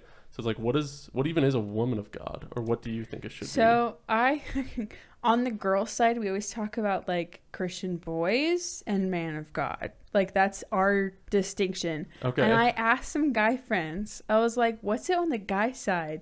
And apparently their thing is the girl's relationship with her father. Oh. And I had never heard that before. So I was definitely intrigued and I asked them to talk about it more. But what they talked about was how if the girl had a decent relationship with her father, it would just be healthier. Like the girl wouldn't really. That makes sense. And I was That makes like, sense. oh. I never would have thought of that. Never would have thought of that. Jeremiah really taught me a thing back in high school. It was really cool how all of a sudden, you know, we were both trying to figure out what it meant to be men, right? And eventually he came up with the conclusion that we need to treat our mom right, because when we do that, we'll treat our wife right, right? And so ever since then, it's been so much fun to, you know, not only that, but then you just have a healthier relationship with your mom. It's awesome. But maybe that's the same thing then. Well, actually thinking about it, I'm someone who's very independent, but I also know how to rely on people. But I think as a woman of God, you aren't necessarily just independent. You know how to be in that relationship, but you aren't codependent on that relationship, like completely. You know what I mean? Well, yeah, like a big problem with my past relationship was that after I graduated, it's like all my friends moved down to here. I had no real own independent relationship with Christ. So not only did my relationship with Christ depend on her, but my entire social everything did. It's like I had no independence whatsoever. It brings me back to the triangle, like as the two people get closer, they get closer to God. But it took me a long time to realize that if I can't be my own person as well, like if I have to rely on that person for everything, then it doesn't go well. Yeah. And so that to me is more so like a woman of God. Like she has her own independent relationship with God. She can stand alone with him. Yeah. We're not meant to, we need community. We need people. Well, right. But she still can't do that. Like she doesn't rely on someone else, like you said, for that relationship with God. Yeah. Yeah, your own relationship with God should not be hindered by another person. It shouldn't be reliant on another person. Right, yeah. It can absolutely, though, be boosted, or how do you say that, growth from that, like a partnership, if you will. Yeah, because you're supposed I'm taking it from, my parents are little high school sweethearts. Their cool. story is movie worthy. And so I take a lot from them and how they push each other to grow. And I feel like that's an important aspect too. Yeah, of absolutely. Each person. Man, yeah, because that takes trust. It takes trust to be able to call each other out like that. And then trust to be like, yeah, you're right. You know, or at least being humble about it. Yeah, I don't know. I feel like, yeah, it's cool. It's cool. Oh man, I don't know. I'm excited for the future. I've been saying that now ever since I met Christ, you know? Just the future seems so bright even in the suffering. It's cool. I guess that's what joy is. Oh, what are moments where you have felt joy in the suffering? I definitely liked hanging out with everybody in our community. That helps a lot. It's definitely those moments I enjoy most, which is why I started doing movie nights. Because it's something I love, and we can watch movies that are ridiculous in the best way and just laugh and have fun. I honestly like those moments with people bring me the most joy. Yeah. Because it's a moment where I don't think about what's going on, and I can just focus on the people around me. Do you think you need other people to experience joy? I think to a point, yes. We were built to be in a community. True. I guess otherwise then it's just loneliness. I've spent 2 summers at home with my parents and my brother. None of my friends around. Dang. It was cool because I was back home. Everyone I knew was in other states or down here. Right. That's how I was for 2 years before I moved down here. Yeah. But it gets lonely. Like if you don't have community, the joy you have is an adrenaline rush from scrolling or from something else. Like it's temporary. Where there's no distraction from the mundane. Where people can give you a constant joy because it's just people that you trust and care about around you, even if it's not the same person every time. Yeah, absolutely. I try not to babble. No, good. Please, this is a podcast. Babble. Oh yeah, babble. Keep ranting. Like the one app. Or like the tower. Or like the country, actually, rather. Empire, Babel. Oh, Babylon? Yeah, Tower of Babel. Yeah. Bam.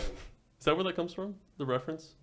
Like, is that why we say you babble on? Because It's Tower of Babel. That's a and they're Google talking. question. Actually, Oh, man. Well, Okay, cool. Last night when they were talking about things and like trying to figure out the 4 creatures and like in Daniel, I just looked it up. When Asher and Ryder were going, I'm like, I'm just gonna look it up. I feel like they didn't look it up. They just came up with the question and they wanted to ask everybody else. Asher doesn't look things up. He's an old man. So awesome. He dude. says he's an old man with technology because he just doesn't use it enough. And I'm like, dude. Can we talk about how cool Asher is? Mm-hmm. He's such a unique fella, and anytime I'm around him, it's just everything. The world, it's literally sunshine and rainbows. Mm-hmm. Asher is so awesome, man. Him and I's banter. You gotta meet him, dude. Really fun. What? Him and I's banter is really fun. Oh yeah, dude. Oh yeah, yeah. He's one of the most relatable guys I know. It's awesome. Did you look it up? oh, Babel? Yeah. Yeah, I looked up where does the phrase Babylon come from. It just said, if someone babbles, they talk in a confused or excited way, which, honestly, I think you can infer it's from, Babylon. Is that where all the languages appeared? Yeah. Okay. Tower of Babel, where, Is that pre-flood or post-flood? Oh, Look that up. I've always wondered that. I forgot what it is. How much of the Bible have you actually read? A lot of people tell me that they've read the entire Bible, and it's like, I've been reading it now for how long, and I have yet to read the entire thing. I have not. I haven't either. Well, I learned a lot of it through children's stories because I grew up with it. Well, yeah, I've been exposed And to all the stories, but I reading it myself. I haven't read Revelation myself. Last night was the first time I'd read any of it. I've read Revelation through Bible study, but that's still different than reading it yourself. I grew up with it being explained to me in slideshows, with Left Behind, with scary stories, and nightmares. Okay, I had nightmares in 5th grade. I'm going to ask you about that in a second, but what were you going to... the Tower of Babel was begun 700 years after the flood.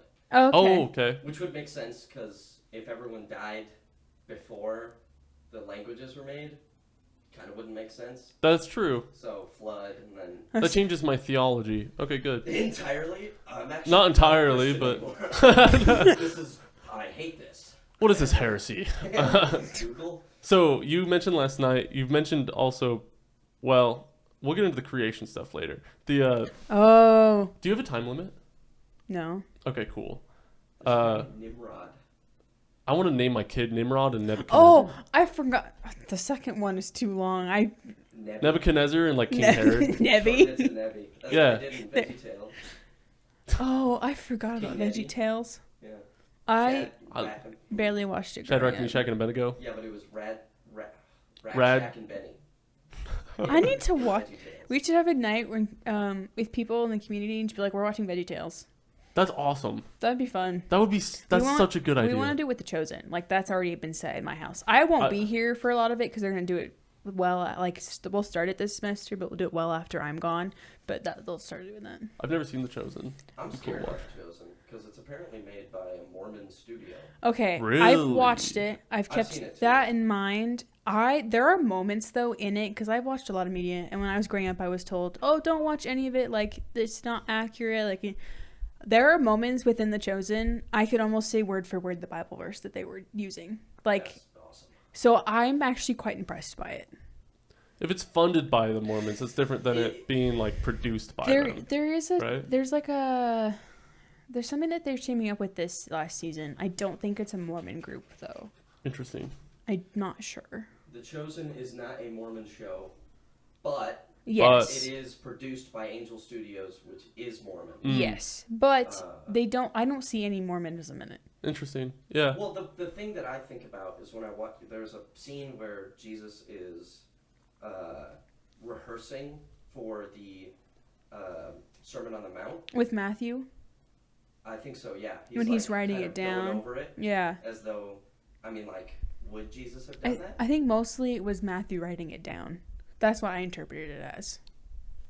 I remember a part where he was like kind of saying, no, not that, or like something. Yeah, but to be honest, there's some of it though I overlooked. I was like, this is Hollywood. This isn't. Well, for sure. Yeah. I almost cried watching that show before because I'm like, have you watched the recent season?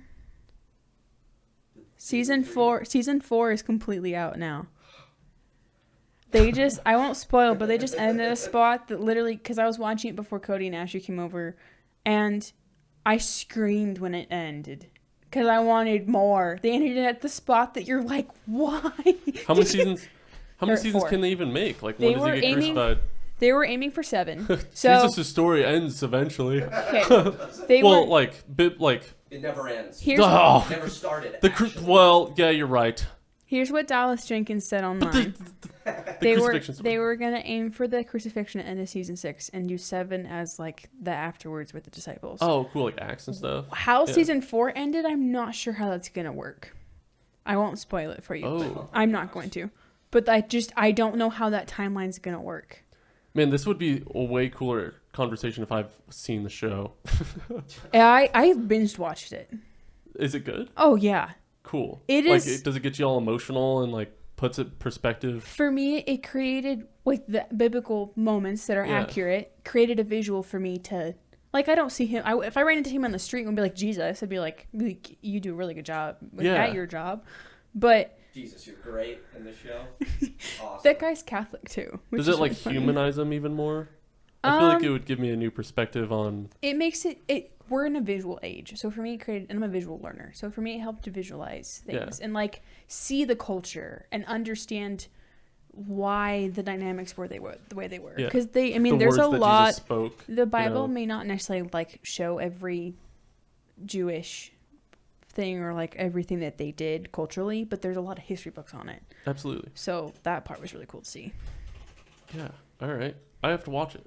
They have a free app. You can watch it Oh, on. really? What's that excitement about? I saw a show featuring Jim Caviezel, he played Jesus in Mel Gibson's The Passion of the Christ. I still haven't watched that I yet. haven't watched that Oh either. my god. I want to do a movie night of it. Relax. I will watch it. Oh, I have to be there for that one. Anyway, Yeah, there's a show we're with figuring him it out because I don't want to open it to everybody. Okay.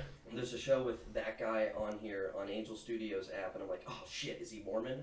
He's Catholic. We're good. What's Dallas Jenkins? Dallas Jenkins. Yes, he's the I think he's the director of Chosen. Dallas Jenkins. Yes, that one. Evangelical Christian. Oh, okay. So I wasn't sure if he was Mormon or not. Chosen director defends comments about Mormons. Hold on a minute. Chosen, including the presence of a gay camera operator. Well, let's not go into that. Let's just, yeah. I was just curious about what he. Oh, it lines must up be with. heresy then. Hate this show now. I'm gonna be honest though, when like being in the film, I know that there's like some of my friends are non-binary. Some of them are like, we can't escape those things in the industry and the world. I have not said this to my friends, but I stand at the point where I'm still gonna love that person even if I don't respect their decisions. Yeah. What? Nothing. Don't worry about How do you handle a relationship with somebody who, I mean, I guess I know. Yeah. Let me ask you, how do you think you would handle a relationship with somebody, or let's say like one of your closest friends? That's my life right now. Like one of my cousins is non-binary. Yeah. Like I have people close to me who are part of a community that doesn't align with. Do any of them know Jesus? Some of them grew up either Mormon or in Catholic. Like one of them is a Pentecostal Catholic.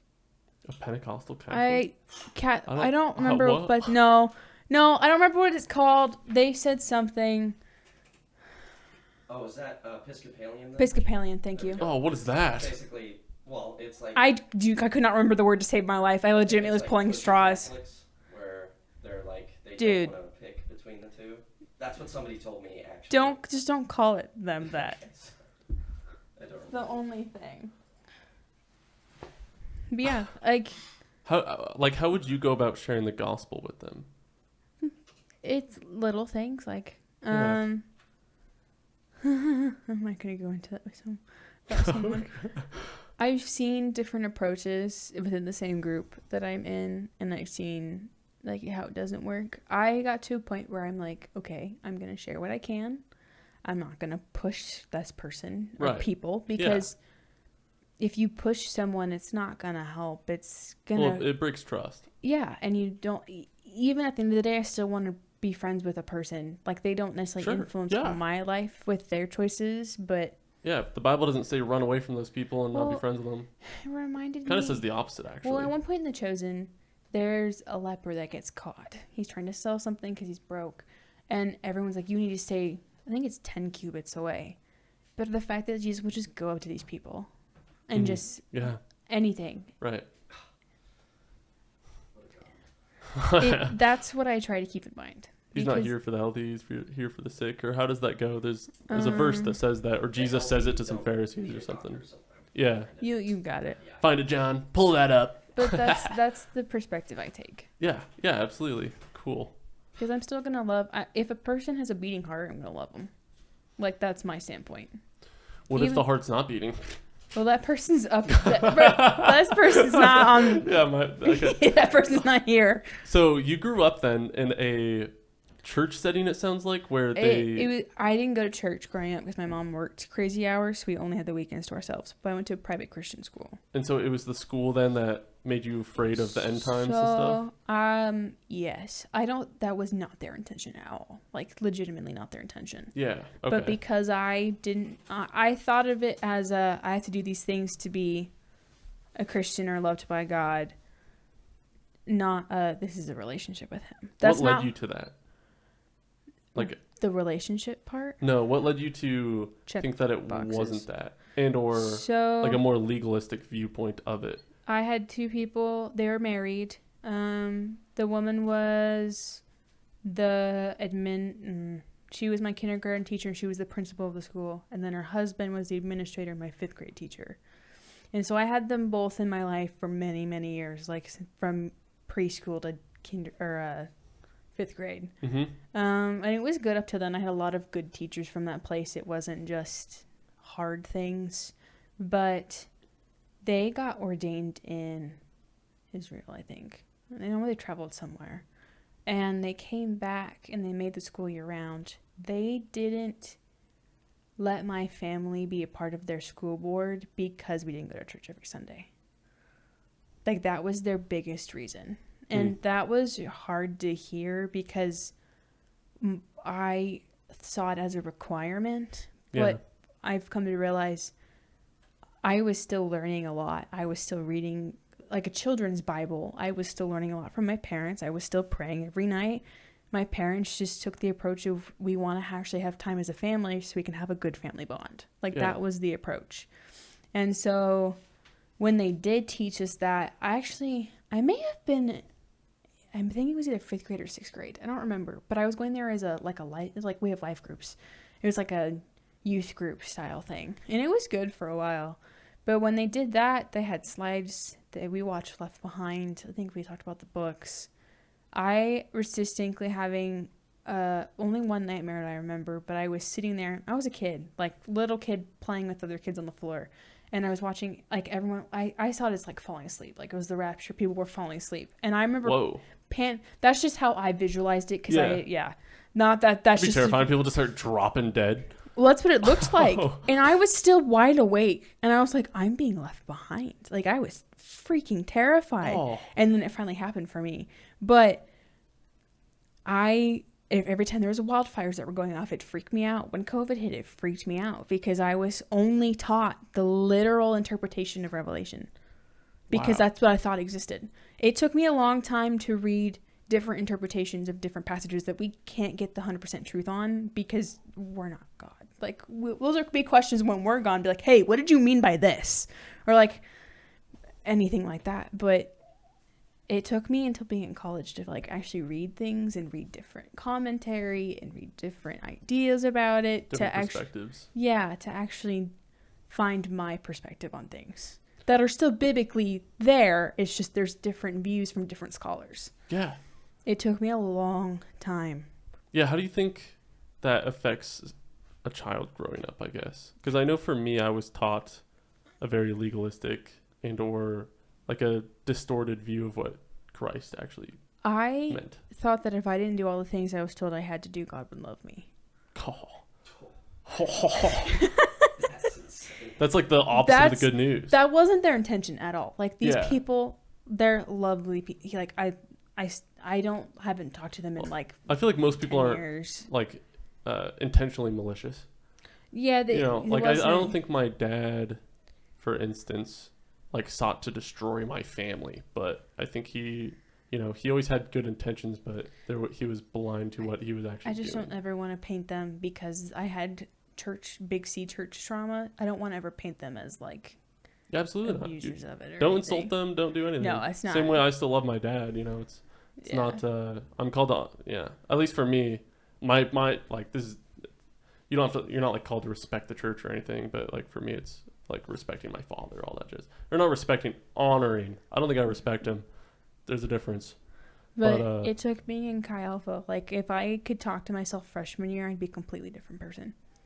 Yeah. It took me in Chi Alpha to really discover everything I needed to. Do you think Wow. One of my favorite books is a book that's called, and the not is in parentheses, but it's How Not to Read the Bible. And it talks, basically he just talks about how to approach the confusing parts, like the no tattoos, no pork, like all those things, and how you can approach them. He wasn't like setting his view. He like clarifies that. He's like, I'm not setting my view on these things. I'm just helping you to be able to approach these. I think we've talked about it before, the tattoo thing. I really have never done my own study or deep dive into it. Mm-hmm. Like, I think you are pretty strong on your opinion with it, right? I have one now. I think fist bump? I'm not. I don't know. I don't want a whole lot. I understand, like, for future things that some guys don't like them. Like, I respect that. I will never just go get one. I think they have to have meaning for me because, especially after I lost my grandma, my mom's my best friend. Her and I got lavender stock for each of us. That's on my ankle. Cool. Now, that one was kind of like these people are going to get one. Let's go get a matching one, like you and I. And we had just gone through a rough patch, and so it was really, it was good for me. But I don't see, like, I think there's a point where there's a problem with them, like what it can represent and like why you're doing it. But that's person to person, situation. Like, there's a guy I know who posts, I've never met him in person, but he gets them as conversation starters, like their Bible verses, images on his room. And then there was a guy there when I got mine done. I don't remember anything other than like he had like the cross with the thorn crown on his arm. He was getting something else related to Revelation on his back. Like, he was covered in tattoos that have to do with the Bible. He had a What Would Jesus Do bracelet on. I told my mom, I was like, I was nervous to get one because I'm still working on like being terrified and I obsess over like, if I'm breaking a rule, I can't get into heaven. And I'm like, whoa, that's not the thinking that I need anymore. And seeing him, I was like, I'm okay. Yeah. Like, if this is the only one I forget in my life, I'm not going to cry. Like, if in the future, my future husband can accept that I have one. Have you looked at it scripturally? Yes, I have read about it. I looked at it also culturally. I like to look at the Old Testament with culture in mind too. So in that book, it talked about marking of the skin. And yes, tattoos are like that. But there were tribes around is it the Israelites? Probably. It's usually the Israelites that... Who was it that was wandering the wilderness? No, definitely the Israelites. Okay, I was second guessing myself. I was second guessing myself. Maybe the Americans. So, God. The tribes around them when they were traveling would use it. This is what I was reading. If it's wrong, I'm sorry. But they would use it as worship to their gods, like certain symbols. Gotcha. And so that's where I'm sure people still do today. Oh, yeah, tattoos. totally. Yeah, sure. Well, and I even looked up what like lavender means in the Bible, and they would like culturally use it to make things smell good, and it was like purity and all, like not necessarily purity, but like it was good things. Cleanliness. Yeah, they would use it for smells, and a lot of like richer people would have it. But I mean, I didn't have a problem with because the one I originally wanted to get that I just haven't done was literally waves, because I got rebaptized. Well, actually understanding what baptism meant in I think it was 2023 in May. Yeah. And I wanted to get that as a remembrance, because it makes me think of when Jesus walks on water and Peter walks out and he ends up falling, and he's talking about doubt. Like, that was a big thing for me at that time. But I never got that one. Not because I didn't research enough, but because I just didn't want to pay for it.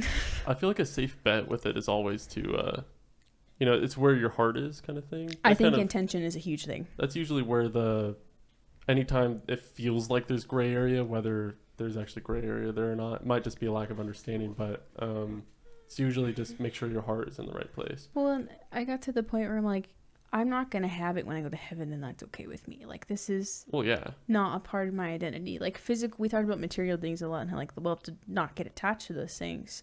And I was like, okay.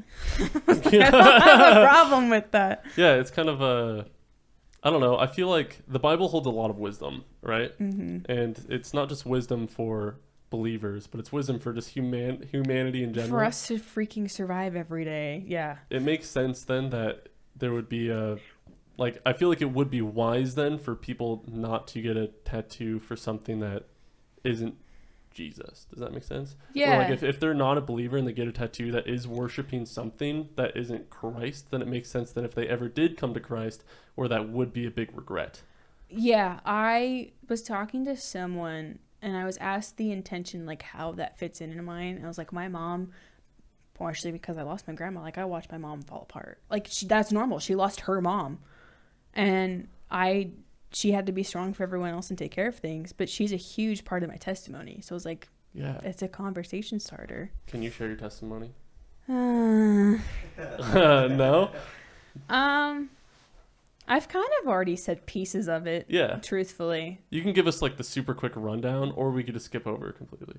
Grew up Christian, went to a Christian elementary school. Nice. That kind of scarred me unintentionally. Let's go. I spent the next couple of years praying for community. Didn't actually get what I was hoping for. Like, just didn't feel right, which happens. But it was still all good. And then I got to college. And the first fall camp, I felt like I got shot in the chest and felt alive again because I'd experienced. I feel like you usually die after getting shot in the chest. It wasn't literal. Yeah. But basically I had I'm a visual person and I get visions, but nothing huge. They're just basically feel like it's just God's way of being like, I'm doing this to you so you can feel better. Like, I'm talking to you because you aren't freaking understanding. I feel like I've never really gotten to question you on that. Oh, okay. Okay. You say nothing huge, but no, it's legitimate, and it usually is never for another person. It's not always. Well, yeah, but it's any I've always been fascinated with the ways that God communicates with us, mm-hmm. Because I feel like I haven't experienced a lot of them, and visions are one of them. Yeah. So anytime somebody says that they've experienced or have seen or heard or I don't know, anything. I've met my grandma again 3 times. Wow. But it wasn't it's not like you see in movies where you just see an image. No, it's like when you read a book and you visualize it in your head. It's nothing crazy. Well, okay. Well, what sounds still crazy? Yeah, I know. I don't want it to sound nuts though. Well, it's not that you're nuts. It's that it's something that I can't comprehend. You know what I'm saying? Well, I can. So it's okay. So you reading a book, but in a book, it's not like it's. I'm not consciously talking to anybody, but when I'm reading a book. I'll describe what was. So when I came to college, I visualized my own brain, how I thought, as me in a dark room, sitting at a desk with piles of paper and a bunch of doors around me. That's stressful. Yeah, that's what it felt like, and I constantly had people coming in. Well, I had a thing, or a vision, where Jesus came in, pushed everything off the desk, and was like, follow me through this door. Whoa. And he took me to a field of flowers and wildflowers and trees, and was like, you can be free, you can be you are free in me, you don't need shivers to up my spine. And then oh my gosh, I was in there for a couple years, and then while I was in Indonesia, we spent 10 minutes as a community on a Thursday night prayer night just listening to God. And I mean, I bawl every time it happens, but in that one, he pulled me through another door, and it was I think of I feel like an island, but it was the walls of, it was like a kingdom. So the walls were covered. It was like a giant crown that were the walls. And he took me up to a cliff, and brought my grandma to me. Whoa. That's what it felt like at times. But I did this. like he pushed me off. But it was like the final moment of you'll be okay. Like the final you'll be okay. Like this is where you're at now. You've grown more in me. I'm bringing you the person that you miss. But you like it didn't kill me to see her that time. Like I feel like I finally accepted that I'll see her at some point. Did you get to talk to her then? I never hear. Like it's never like having a conversation with a person. It's just kind of thoughts that pop in my head. Does it feel like a daydream? Or is it I feel like I feel dizzy right before it happens. Whoa. Slightly. Interesting. Because sometimes during Kyle Fit would happen, but it was like small things. Like, I had one where a kid was sitting in front of their house burning, and the firefighter came up and like, not protected them, but comforted them or something. And it's just visual things for me to be like a reminder of like, hey, God's like, I'm doing this. Like, I'm this person. Why are you stressing? Just grabbing a sheep and bringing it back to the flock. The first time I really had it happen was winter camp my sophomore year. I was really coming to the pinnacle of like, I had emotions towards God of like, you took my grandma away from me. Like I've had to deal with this. I was doubting partially, like I've always struggled with that, but I was still really going through that. And I had two right after each other. It's always during worship, but he put his hands out and was like, do you see these holes? Like, these are real. Why are you doubting me? Whoa. Like, these are real. Like, they're right in front of your face. And then after that is when he brought my grandma to me, showed her to me, and said, you don't need to resent me anymore. You don't need to be upset with me. She's like, look, she's with me. She is safe. She is healthy now. You do not need to resent me anymore.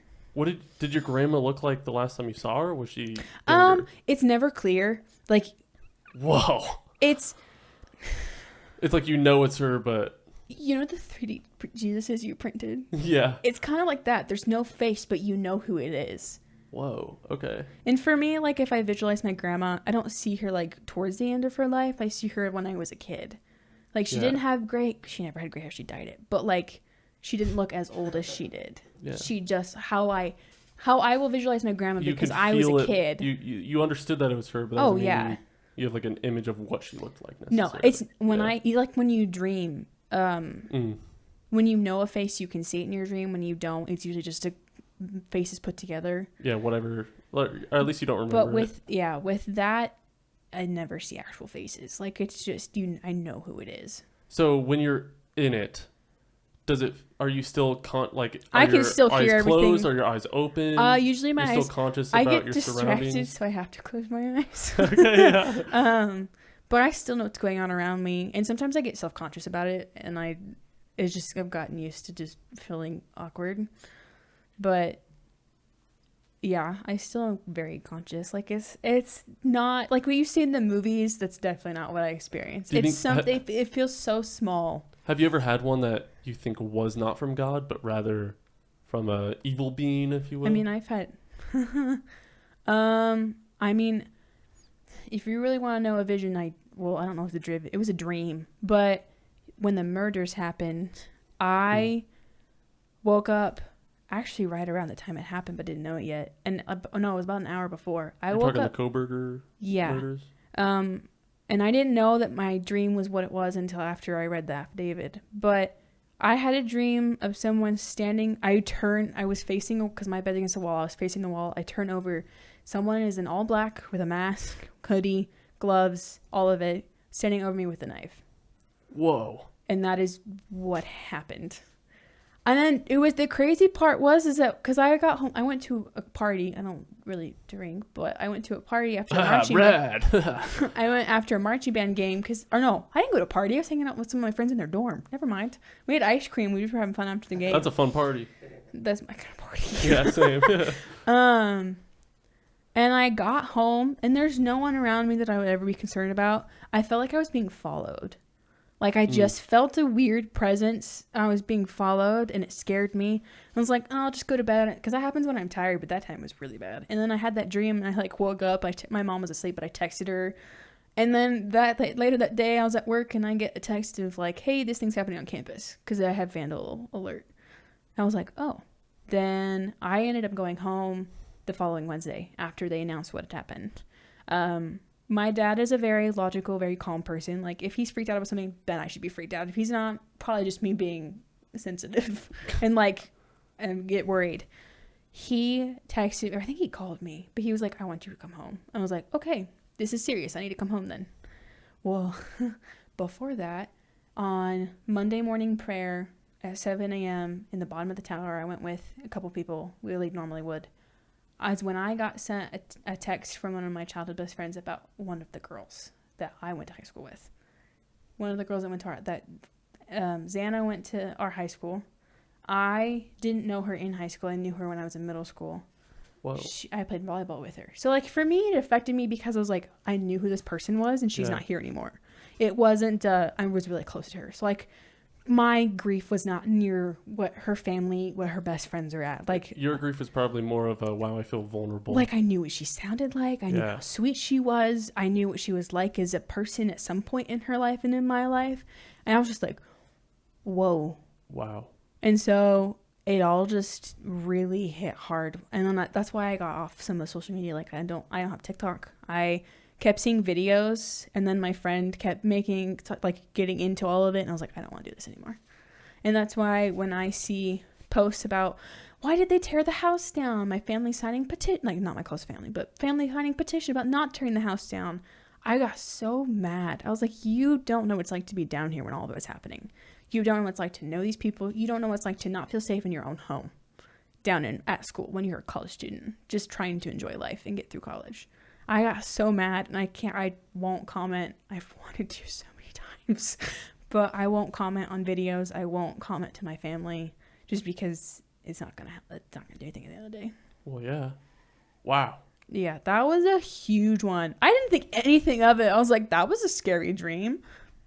I don't think it was just a dream. Like, what do you, talking to different Christians and stuff, usually they have a different theology about it, or maybe they try not to think about it. Like, what is your opinion on demons and their influence?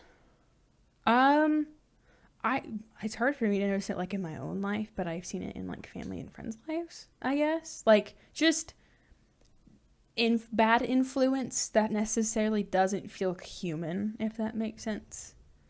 Yeah. Like, it just doesn't. There's certain things that if I'm around it or I, like, talk about it, I get a bad gut feeling, and I have to trust that more than I think. Because there are times I was like, I don't need to trust this, and it was the Holy Spirit. And I'm like, well, I should have listened to that. So. Like, do you think, although we have the Holy Spirit within us, right? Mm-hmm. Like, we can still get tempted. Right. So I actually was looking into this because I was worried, but I was reading that Satan can't read our thoughts, but he can influence them. Isn't that cool? I love that. And I was like, okay, so some of this stuff is, I think with that dream, I wasn't necessarily being warned of like, hey, something's going to happen. I think it was to help me prepare myself slightly. Yeah. Like, because those things hit me hard, like so hard. I can shut down if they happen. And like, I think I would have more if I hadn't had that. So I think sometimes it's just God being like, I'm going to prepare you slightly because otherwise you're going to shut down, and I can't have you shut down right now. So was that dream before or after? Before. It was literally an hour before. Wow. The time that it actually happened. I woke up at like 3:36 a.m. Whoa. So it was technically a little less than an hour. But yeah. I did not think anything of it until like literally the next day. It's like... And then even more afterwards. I think it was in a discipleship and evangelism class where they were talking about the 4 ways that you can have thoughts, or like 4 different... The gifts or whatever. It's not the gifts, it's like your thoughts can come from... yeah. Yourself, others, like influencing your thoughts, right? Yeah. God and demons, pretty much. And then it's like, okay, so how do you know where that thought or idea came from? I don't think... I'm going to be honest, I don't think that one came from anyone else other than God. Like, I legitimately, yes, it was scary, but the way, looking back at it, the way what it was surrounded by, the feeling was nothing bad. Like, it legitimately felt like God was like, this is something I need to prepare you for. Cool. Wow. Yeah, it's like, I think there was a few questions that you can ask to know whether it's from God or not. I think it's, there's 3 questions. Does it glorify God? Does it line up with God's word? And does it create liberty or bondage? It definitely didn't. I think it helped to keep me liberated. Like, right. Yeah. I think that's what it did. That's crazy. Cool. That's crazy cool. Yeah. Oh, man. Oh, my word. Yeah. It was a recurring dream for a little bit because I wouldn't have been if I had, but then after that, I was like, oh, that's what I'm going to be dreaming of for the next few weeks. Do you think dreams are spiritual? I think they can be. I would say I don't think most of mine are. Yeah, okay, fair enough. I think that's the only like major one in my life. Like, I don't think that. But like, my mom dreamed about my grandma and had her grandma show up and like talk to her. I think sometimes there's influence, at least. Yeah. And I think sometimes it's just comfort for us. Mm-hmm. Yeah. Yeah. Like, how much of it, or maybe it's only when it. I don't think it's all the time. Yeah. I think it's just the moments we need it. Fair enough. That's my experience, at least. Yeah. I don't know if I've ever had a dream where I felt like God was trying to teach me something through it or communicate to me through it. I never really remember my dreams, but I've always been so fascinated by them. Mm-hmm. Anytime I do remember them, it's usually a nightmare. Have I told you about my... So back when I was in elementary school, like before the divorce happened with my parents, I had reoccurring nightmares that it was all the same monster and I thought it was all real. Oh. You want me to tell you about it? Yeah. The basically, and over the years, I feel like I've puzzle pieces I've slowly been putting like what I should interpret it as, together. Like, well, even just like our basic psychology, like it's cool to look at dreams and be like, what is this actually representing in my brain? Like, even if it's just our unconscious trying to like help us be like, this is what we're stressed about, by the way. Yeah. Dreams are, I need to write them down more so I can remember them. But have a notes on your phone. I have a notebook on my bed right now. I wrote down last night. I have a note on my phone that's gone back years. That's awesome. It's just whatever you have, use it. Yeah, cool.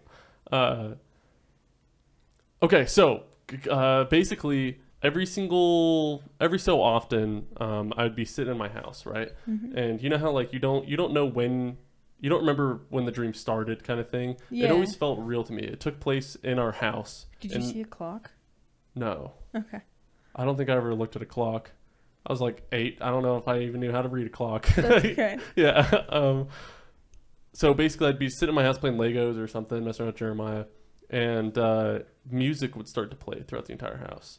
Like a creepy music. I can hear it in my head, but I don't know how to describe it. It's not quite like a piano, but... Five Nights at Freddy's? No. I've been watching videos of that, so that's what came to mind. No. Not quite Five Nights at Freddy's. I don't think I've ever been able to describe it, but nor do I feel like I can remember it the best. I feel like I remember more the feeling it gave me.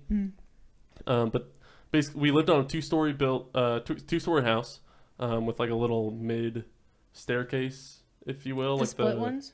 Yeah, split. You walk in the front door, it's split down and up. up. Yeah, that's what mine was like going up. Cool, yeah. So downstairs was my parents' bedroom and where Jeremiah and I slept. So, since we were the youngest, we were placed closest to the parents kind of thing. Yeah. Okay, I'll get into the dream then. That's good, important context for later. So music would start playing and the entire family knew what that meant. Basically, there would be a monster, which was like a big, imagine like a gorilla, but more humanoid. So more like a Sasquatch, I suppose. Literally it was a black furred Sasquatch. Okay. That would walk out of my parents' bedroom, specifically their closet, but their bedroom, and try and kill our family. He would basically chase us, so we had a plan because it was a normal thing for our household, at least in my little 8-year-old brain, right? Yeah. Where we would go and barricade in my brother Caleb and Josh's room in a bedroom upstairs. My 2 older brothers, Caleb and Josh, they would hold the door shut as the rest of us took the opportunity to hide. Jeremiah and I would get underneath the beds. Everybody else would hide in the closet kind of thing. Yeah. And then Caleb and Josh, then when everybody was ready to go, they would open the door and hide behind the door, the both of them. Oh, okay, and yeah. let the monster, the gorilla, if you will, walk around and like look for us. And I remember, holding my breath underneath this hot bed and like watching the feet move around, stuff like that. And it would happen. This happened a lot. This probably lasted a few years of this just happening occasionally. Wow. Where it wasn't always a clean thing. There would be times where he would find us, and it would be a fight of some kind, and it would be eventually then he would just disappear again, right? And it always felt so real to me. I remember bringing it up to my family, like mentioning it casually, and they were like, "What are you talking about?" That's when I first like started to question if it was a dream or not. And I don't know. I wish I remembered it more correctly when it came to the timeline of it, because my parents divorced when I was 12. But there was the last time it happened was I was sitting there watching TV on the couch, just chilling, and no music whatsoever. And there it was, just walking up the stairs. Casually. No music. It's never come without music before. It was walking up the stairs, and I'm looking at it. It's blocking my way to the bedroom. The family's not prepared whatsoever. We're all just sitting there doing nothing. And it just stopped at the top of the stairs and stared at me. So I'm looking eye to eye with this beast that's been hunting my family for the past however long. And my dad comes out of nowhere with a safari outfit and shoots it with a shotgun. Sorry, I wasn't expecting that. Yeah, and it fell. I remember watching it fall face down on the floor, and that was the last time I ever had the dream. Wow. Then recently, there's a ton of drama with my dad recently. It's been really cool, actually, how God's been orchestrating it all. It's actually really awesome, kind of. God's been doing a lot of things. So without getting... it's a super long story, so just like keeping it super short. Since December, I think he made it like 6 months, something like that. He got evicted from his home, went over to live with his mom. You told me about some of this. Yeah, and 6 months went by, and basically my entire family over there kind of began to be destroyed by his manipulative tendencies, if that makes sense. Mm-hmm. Just somehow destruction tends to follow him. And so it's kind of so Jeremiah and I were there. My brothers and I, we had a plan to remove him as soon as we heard that he was going to move over there. And so it was really just whenever grandma, his mom, said the word that she needed him gone, right? Yeah. And so like this big crazy drama happened. Don't need to get too far into that. That's a story for another time. Jeremiah sat down with our grandma, and she was like, "I need him gone." And she was talking about how he has a spirit of destruction, and she wants to help her son, but she can't. You know, something about him isn't human. She was experiencing what we all experienced. And then it goes to all of my siblings in the past.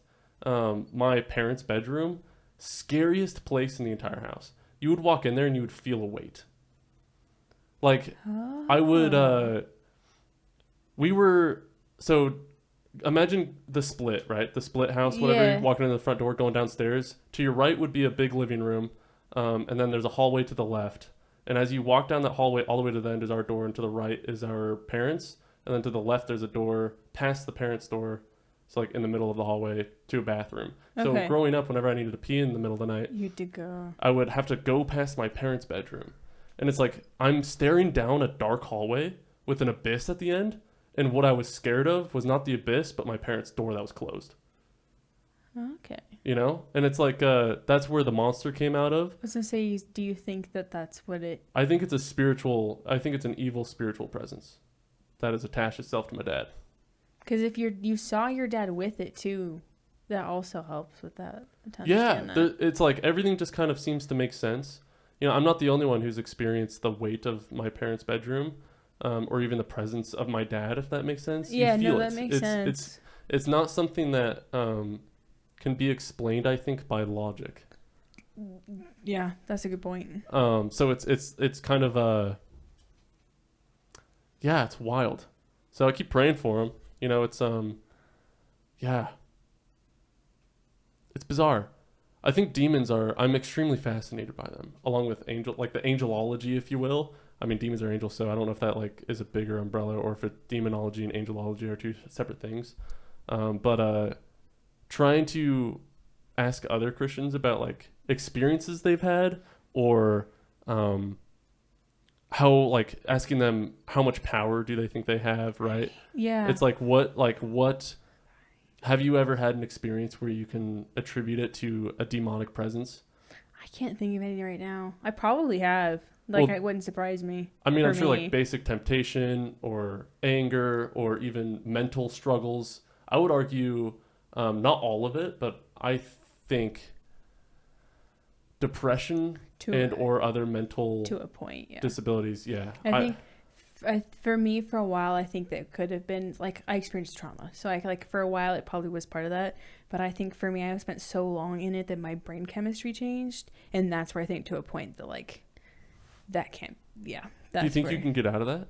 Well, that's what we tried to do. That's what medication was for. So basically, my brain was struggling to keep the serotonin it was making. So I was producing serotonin correctly and was having like that's because that's the good chemical in your brain. Yeah. But I was getting rid of it too quickly. Oh, that's the thinking. And so I took something that's supposed to help me keep that, but it screwed up everything else in my system.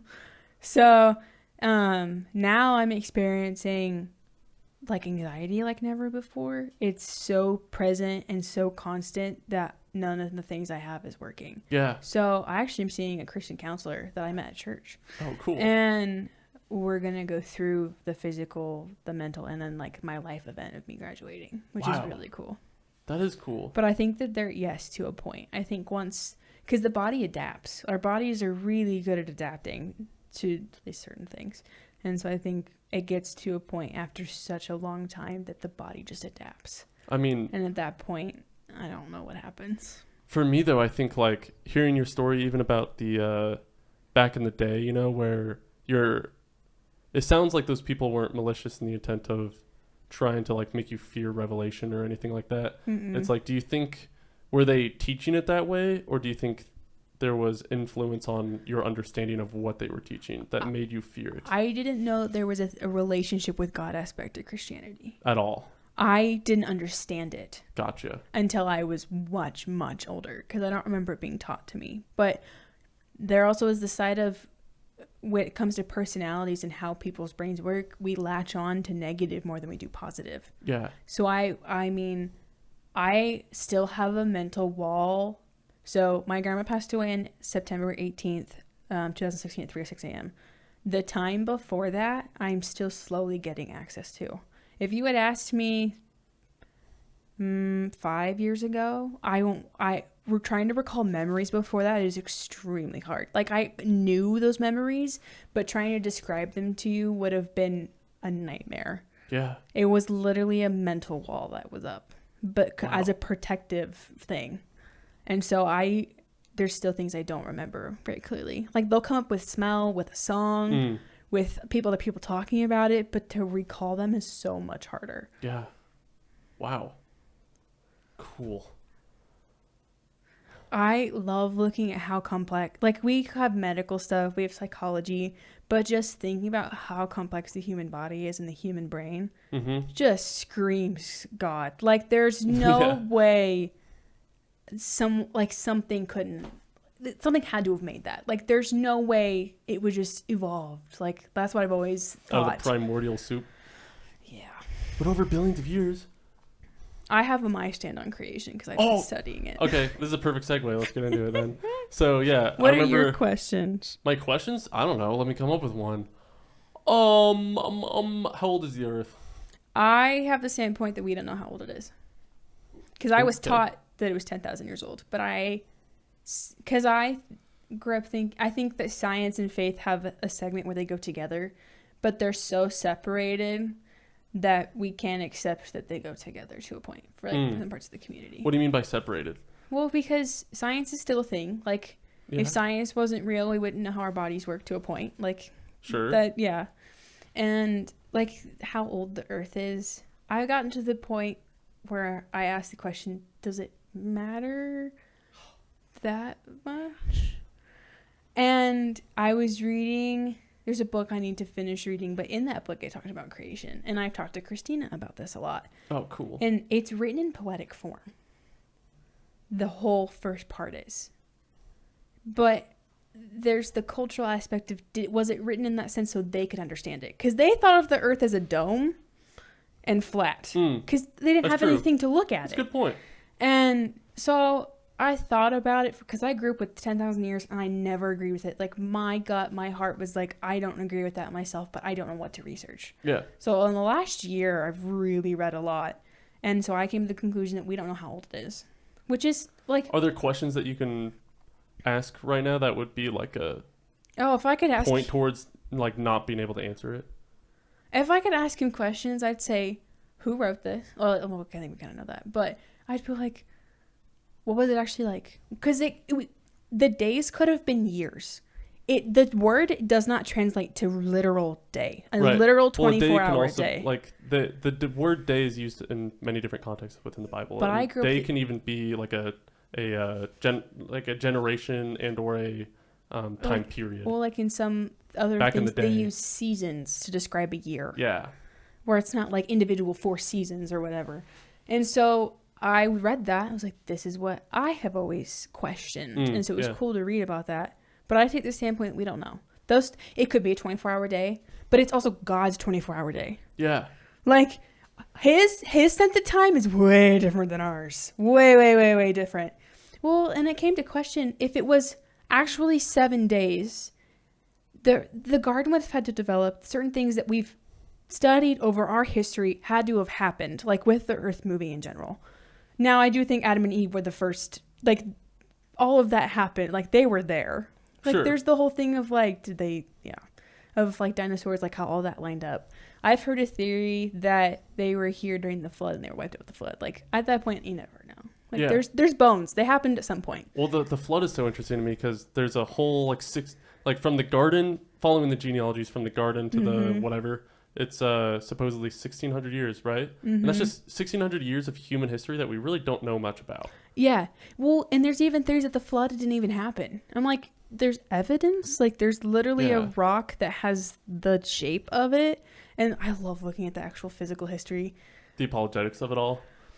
I love looking at all of it. If I could go visit those places just to look at them, I would. But... With the age of the earth, though, it's like... I don't think so. Are there... Like, for me, the question I've always latched onto, which makes it feel like it's a moot point, is that, like, we don't know how long Adam and Eve were in the garden for. We don't. And we don't know how long in between each day was either. So it's like we're missing too much information to really pinpoint it.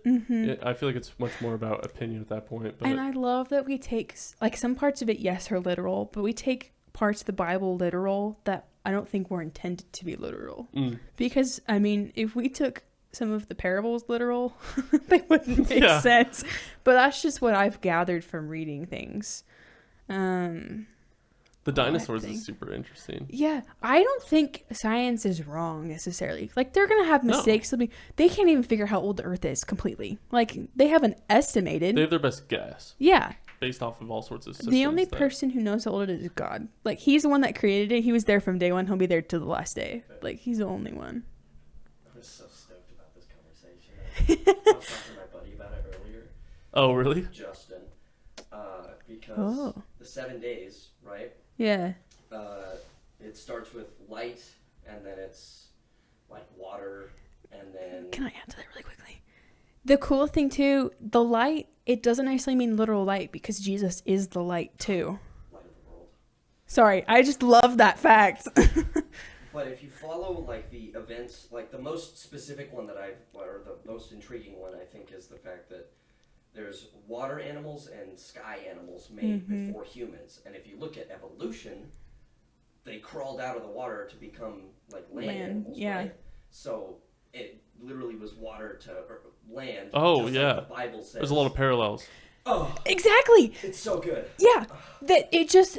Yes, it all complements each other. Spent so long So cool. trying to figure out how science and faith connect. And Dan, who's the director Gunther? Is that his last? Yeah, I so. have his book. It's Epic Science, Ancient Faith. So good. I haven't finished it yet. I really need to. I've had it for like 2 years. But I understanding that they can go together. Like, because we don't know how long each day was, or however long that was, evolution is a real thing. Like, we've seen it, but it doesn't mean that we evolved. That's the one thing that I can't seem to get people to listen to when I talk to those who don't believe in creation, which has not been often, is the whole where we came from. Yeah. Or like even our separation of it. Well, I guess I've never even considered that. Are we then separated from the animal kingdom in the sense of like the laws of nature? We are stewards of the earth. We are here to help take care of it. Chosen ones. The one thing too that because I like looking at translations, the rib, that's translated wrong. It's just his side. Yes. Oh, really? Yes. Yeah. I study this stuff so hard. The side is super cool though. Jeremiah was telling me how it's like there's a reason why God chose the side, right? To make woman. So cool. Partnership deal, right? It's more of a partnership, also, one of the theories I heard was that the garden was made. This is from a believer, okay? Obviously. Yeah. And then there were the ones just before humans, right? In the scale, evolutionarily, right? The other animal, yeah. And then the first ones to become human, the first one, Adam.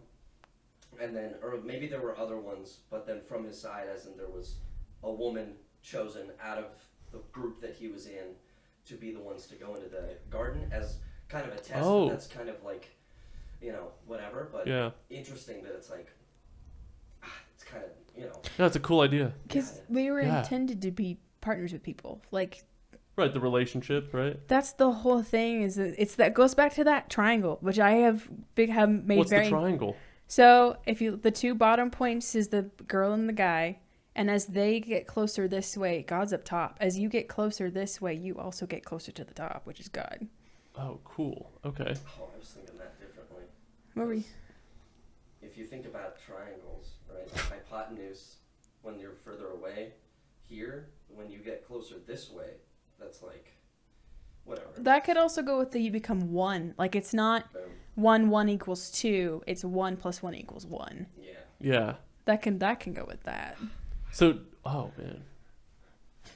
Since man and woman are both, are they? Wait, are we both made in the image of God, or is it man who's made in the image of God and then woman made in the image of man because of the side thing? I don't.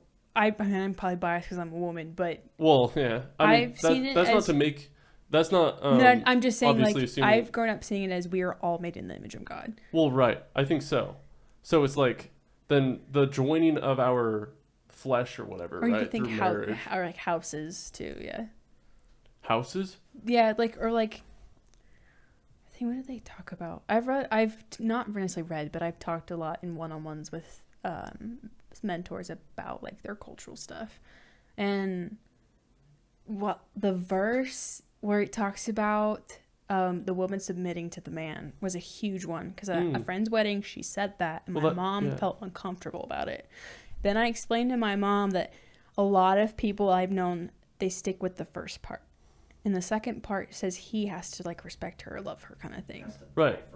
That's what Jeremiah and I've been trying to learn is the differences between what my dad claimed to be, or like claimed what a man of God is, right, compared to what it really is. It's like the whole submission to the man.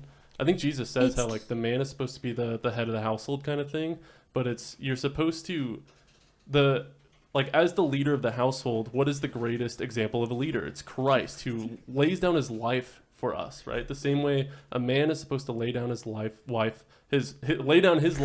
for his wife.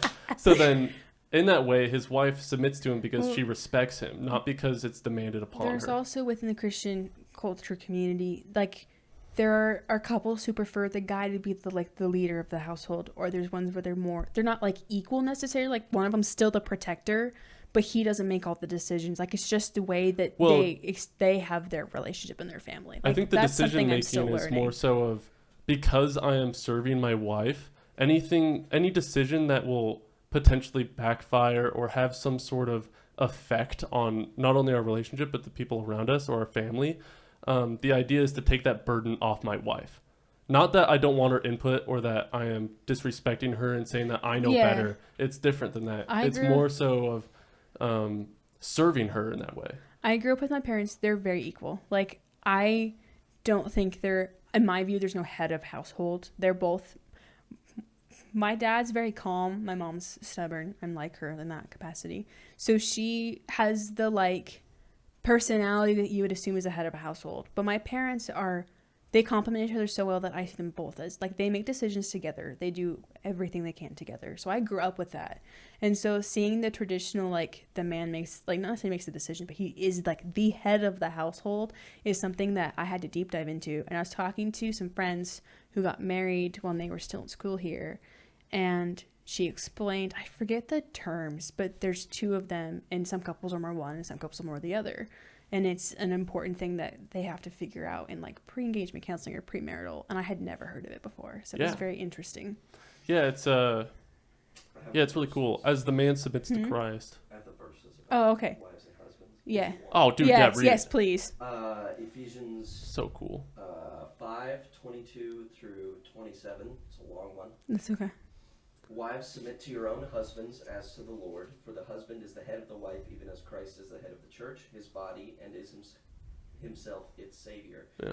Now, as the church submits to Christ, so also wives should submit in everything to their husbands. That's where most churches stop. Yeah. Yep. Husbands, that's where my dad stopped.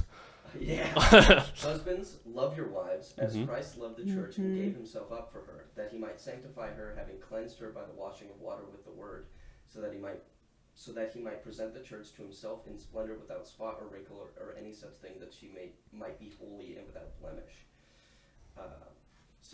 I've started to understand from other Christian couples that I've seen. Like, I just watched, it's from, like, I Am Second or something, and it's one of the guys from Dude Perfect. And he was talking, him and his wife sat down. They weren't together, they did separate interviews. They were talking about their relationship, though, and his wife made a point that for a while he wasn't, like, the man of God leading their household. I didn't know that it's that more intended for him to lead them spiritually, too. Absolutely. I didn't know that. That's probably the most important thing. Well, because both my parents have equally always done. Like, it's not as... Oh, like, my mom's probably the only reason why I'm Christian today. But, like, I didn't know that. Besides God. God's probably the reason. I sat there for a second. I was at work. I was listening to it, and I'm like, oh, that makes more sense now. I just didn't think of it like that. Yeah, it's a partnership. But I think the whole idea of being, like, a man being the head is to take that burden off the wife. I think that's simply what it is. That's, like, all it is. It's the wife can trust and respect the man and feels safe. It's kind of my brother Josh and his wife. Beautiful example of this. Yeah. My brother Josh, he lost his job because his company went under suddenly, out of nowhere, right? Oh. And Tasha, his wife, she is so cool. Where she just went. Anytime you talk to her, you'd kind of ask her, like, how it's going. She's like, I don't know. Josh has got it. Josh got it.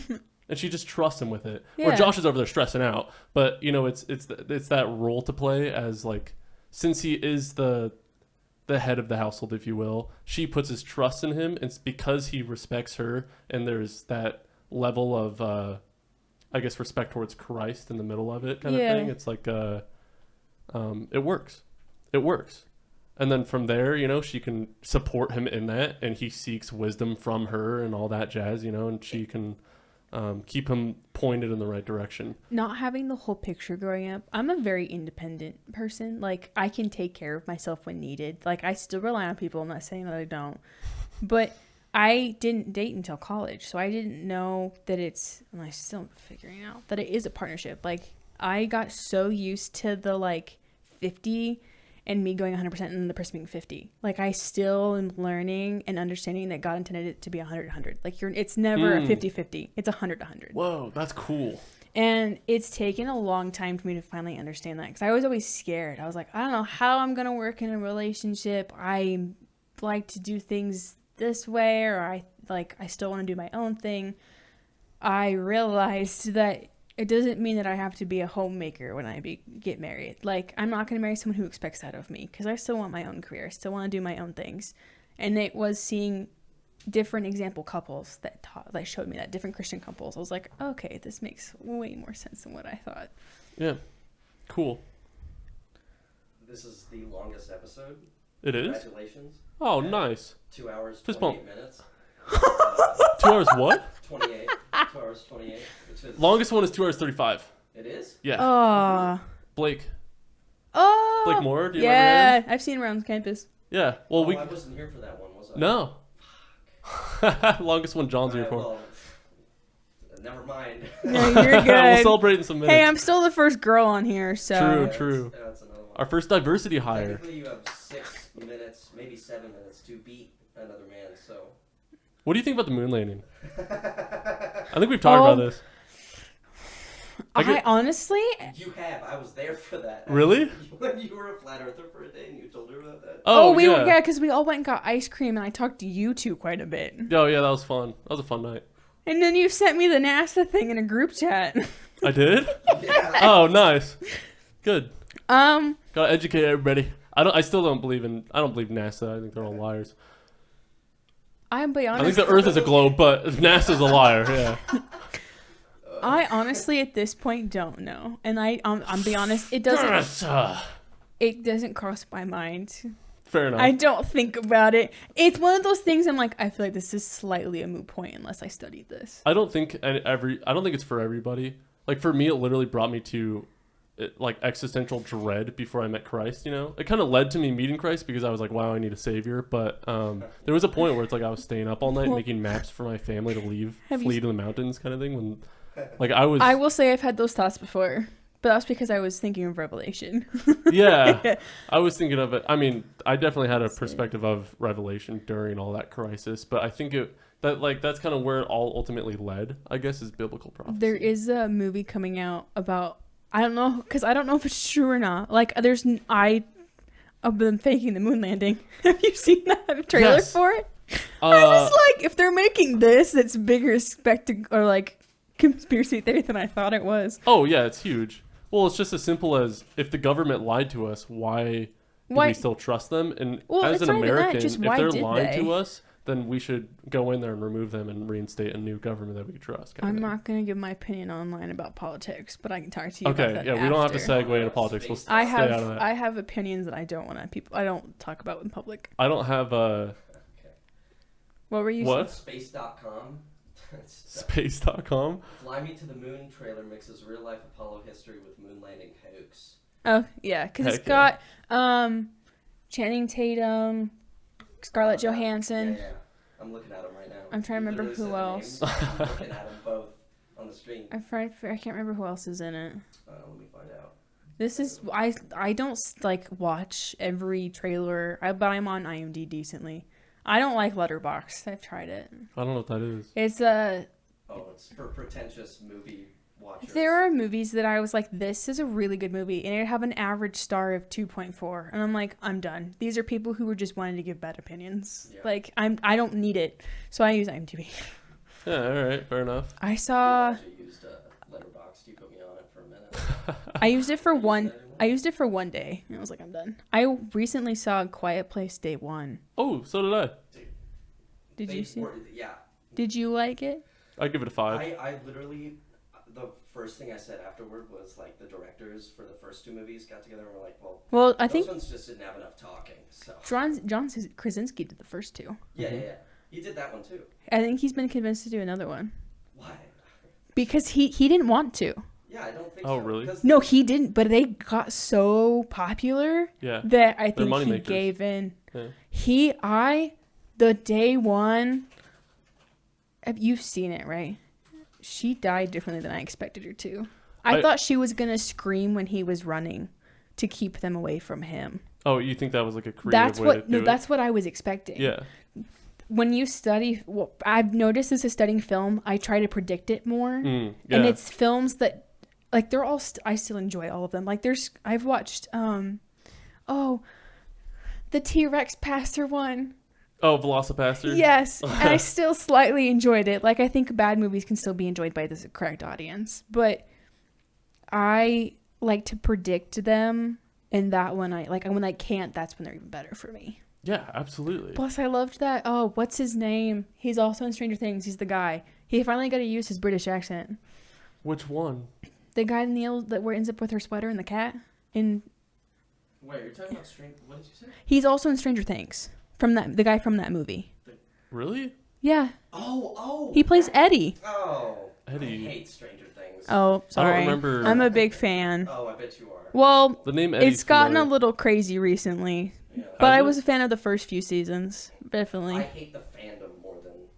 I'm not one of the crazy ones. Yeah, the ones who are like Hellfire Club and doing the... Yeah, I think that got a little out of hand. Like, I play D&D, but not anywhere near that. Yeah. I mean, we literally boot Luke prays before we do play every session. We don't if we curse, he throws a fireball at us. He doesn't do anything crazy. Like, when I DM one, it's gonna be like that. Well, yeah, that makes sense. Yeah, I'm not doing Like, D&D can be mm-hmm. demonic if you make some it. people It's kind of what you make it, though, right? Yeah. Yeah, that's how you play It's it. like going to Subway and saying it's like saying you don't like Subway. You It's made like- the sandwich. It's just like video games. It's true. Yeah, Moms Against Video Games, totally a Facebook I group that exists. grew up It's a playing group that video you should games join. from age Moms 7. Against Dad. We can go infiltrate. Moms Against... What? My mom plays more video games than I do right now. Okay. That's so rad. Like, I didn't know my dad's the biggest gamer I know.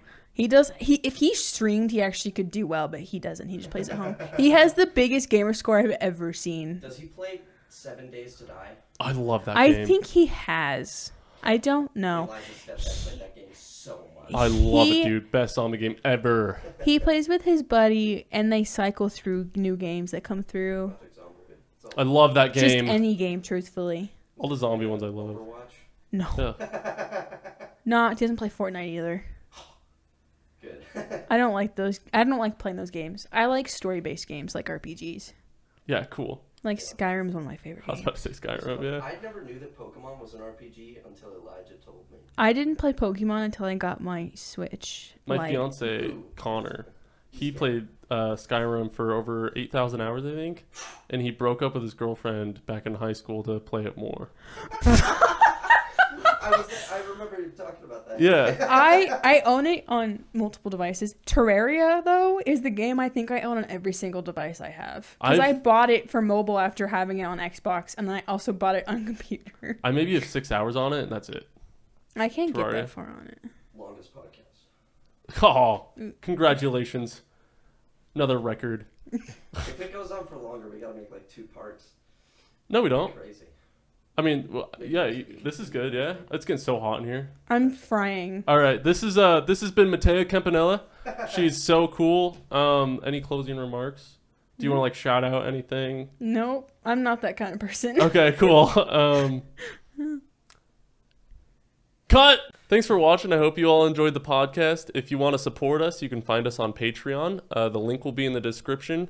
If you join the Patreon, you'll get each episode a week early, along with some maybe blooper reels, all sorts of fun stuff that we might end up cutting out of the regular episode. Oh, yeah. You'll also be supporting the team, me, Dylan, and John behind the camera. It's a little skeleton crew we got going. Links in the down under.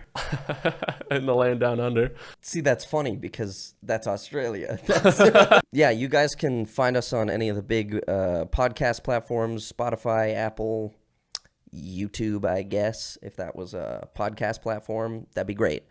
Yeah, we'll see you in the next episode. God bless you all. It was good. That was good. I like the little shitter about the YouTube thing. Oh, yeah? I don't know. I'm Yeah, funny. it was good. Ow, dude. Ow.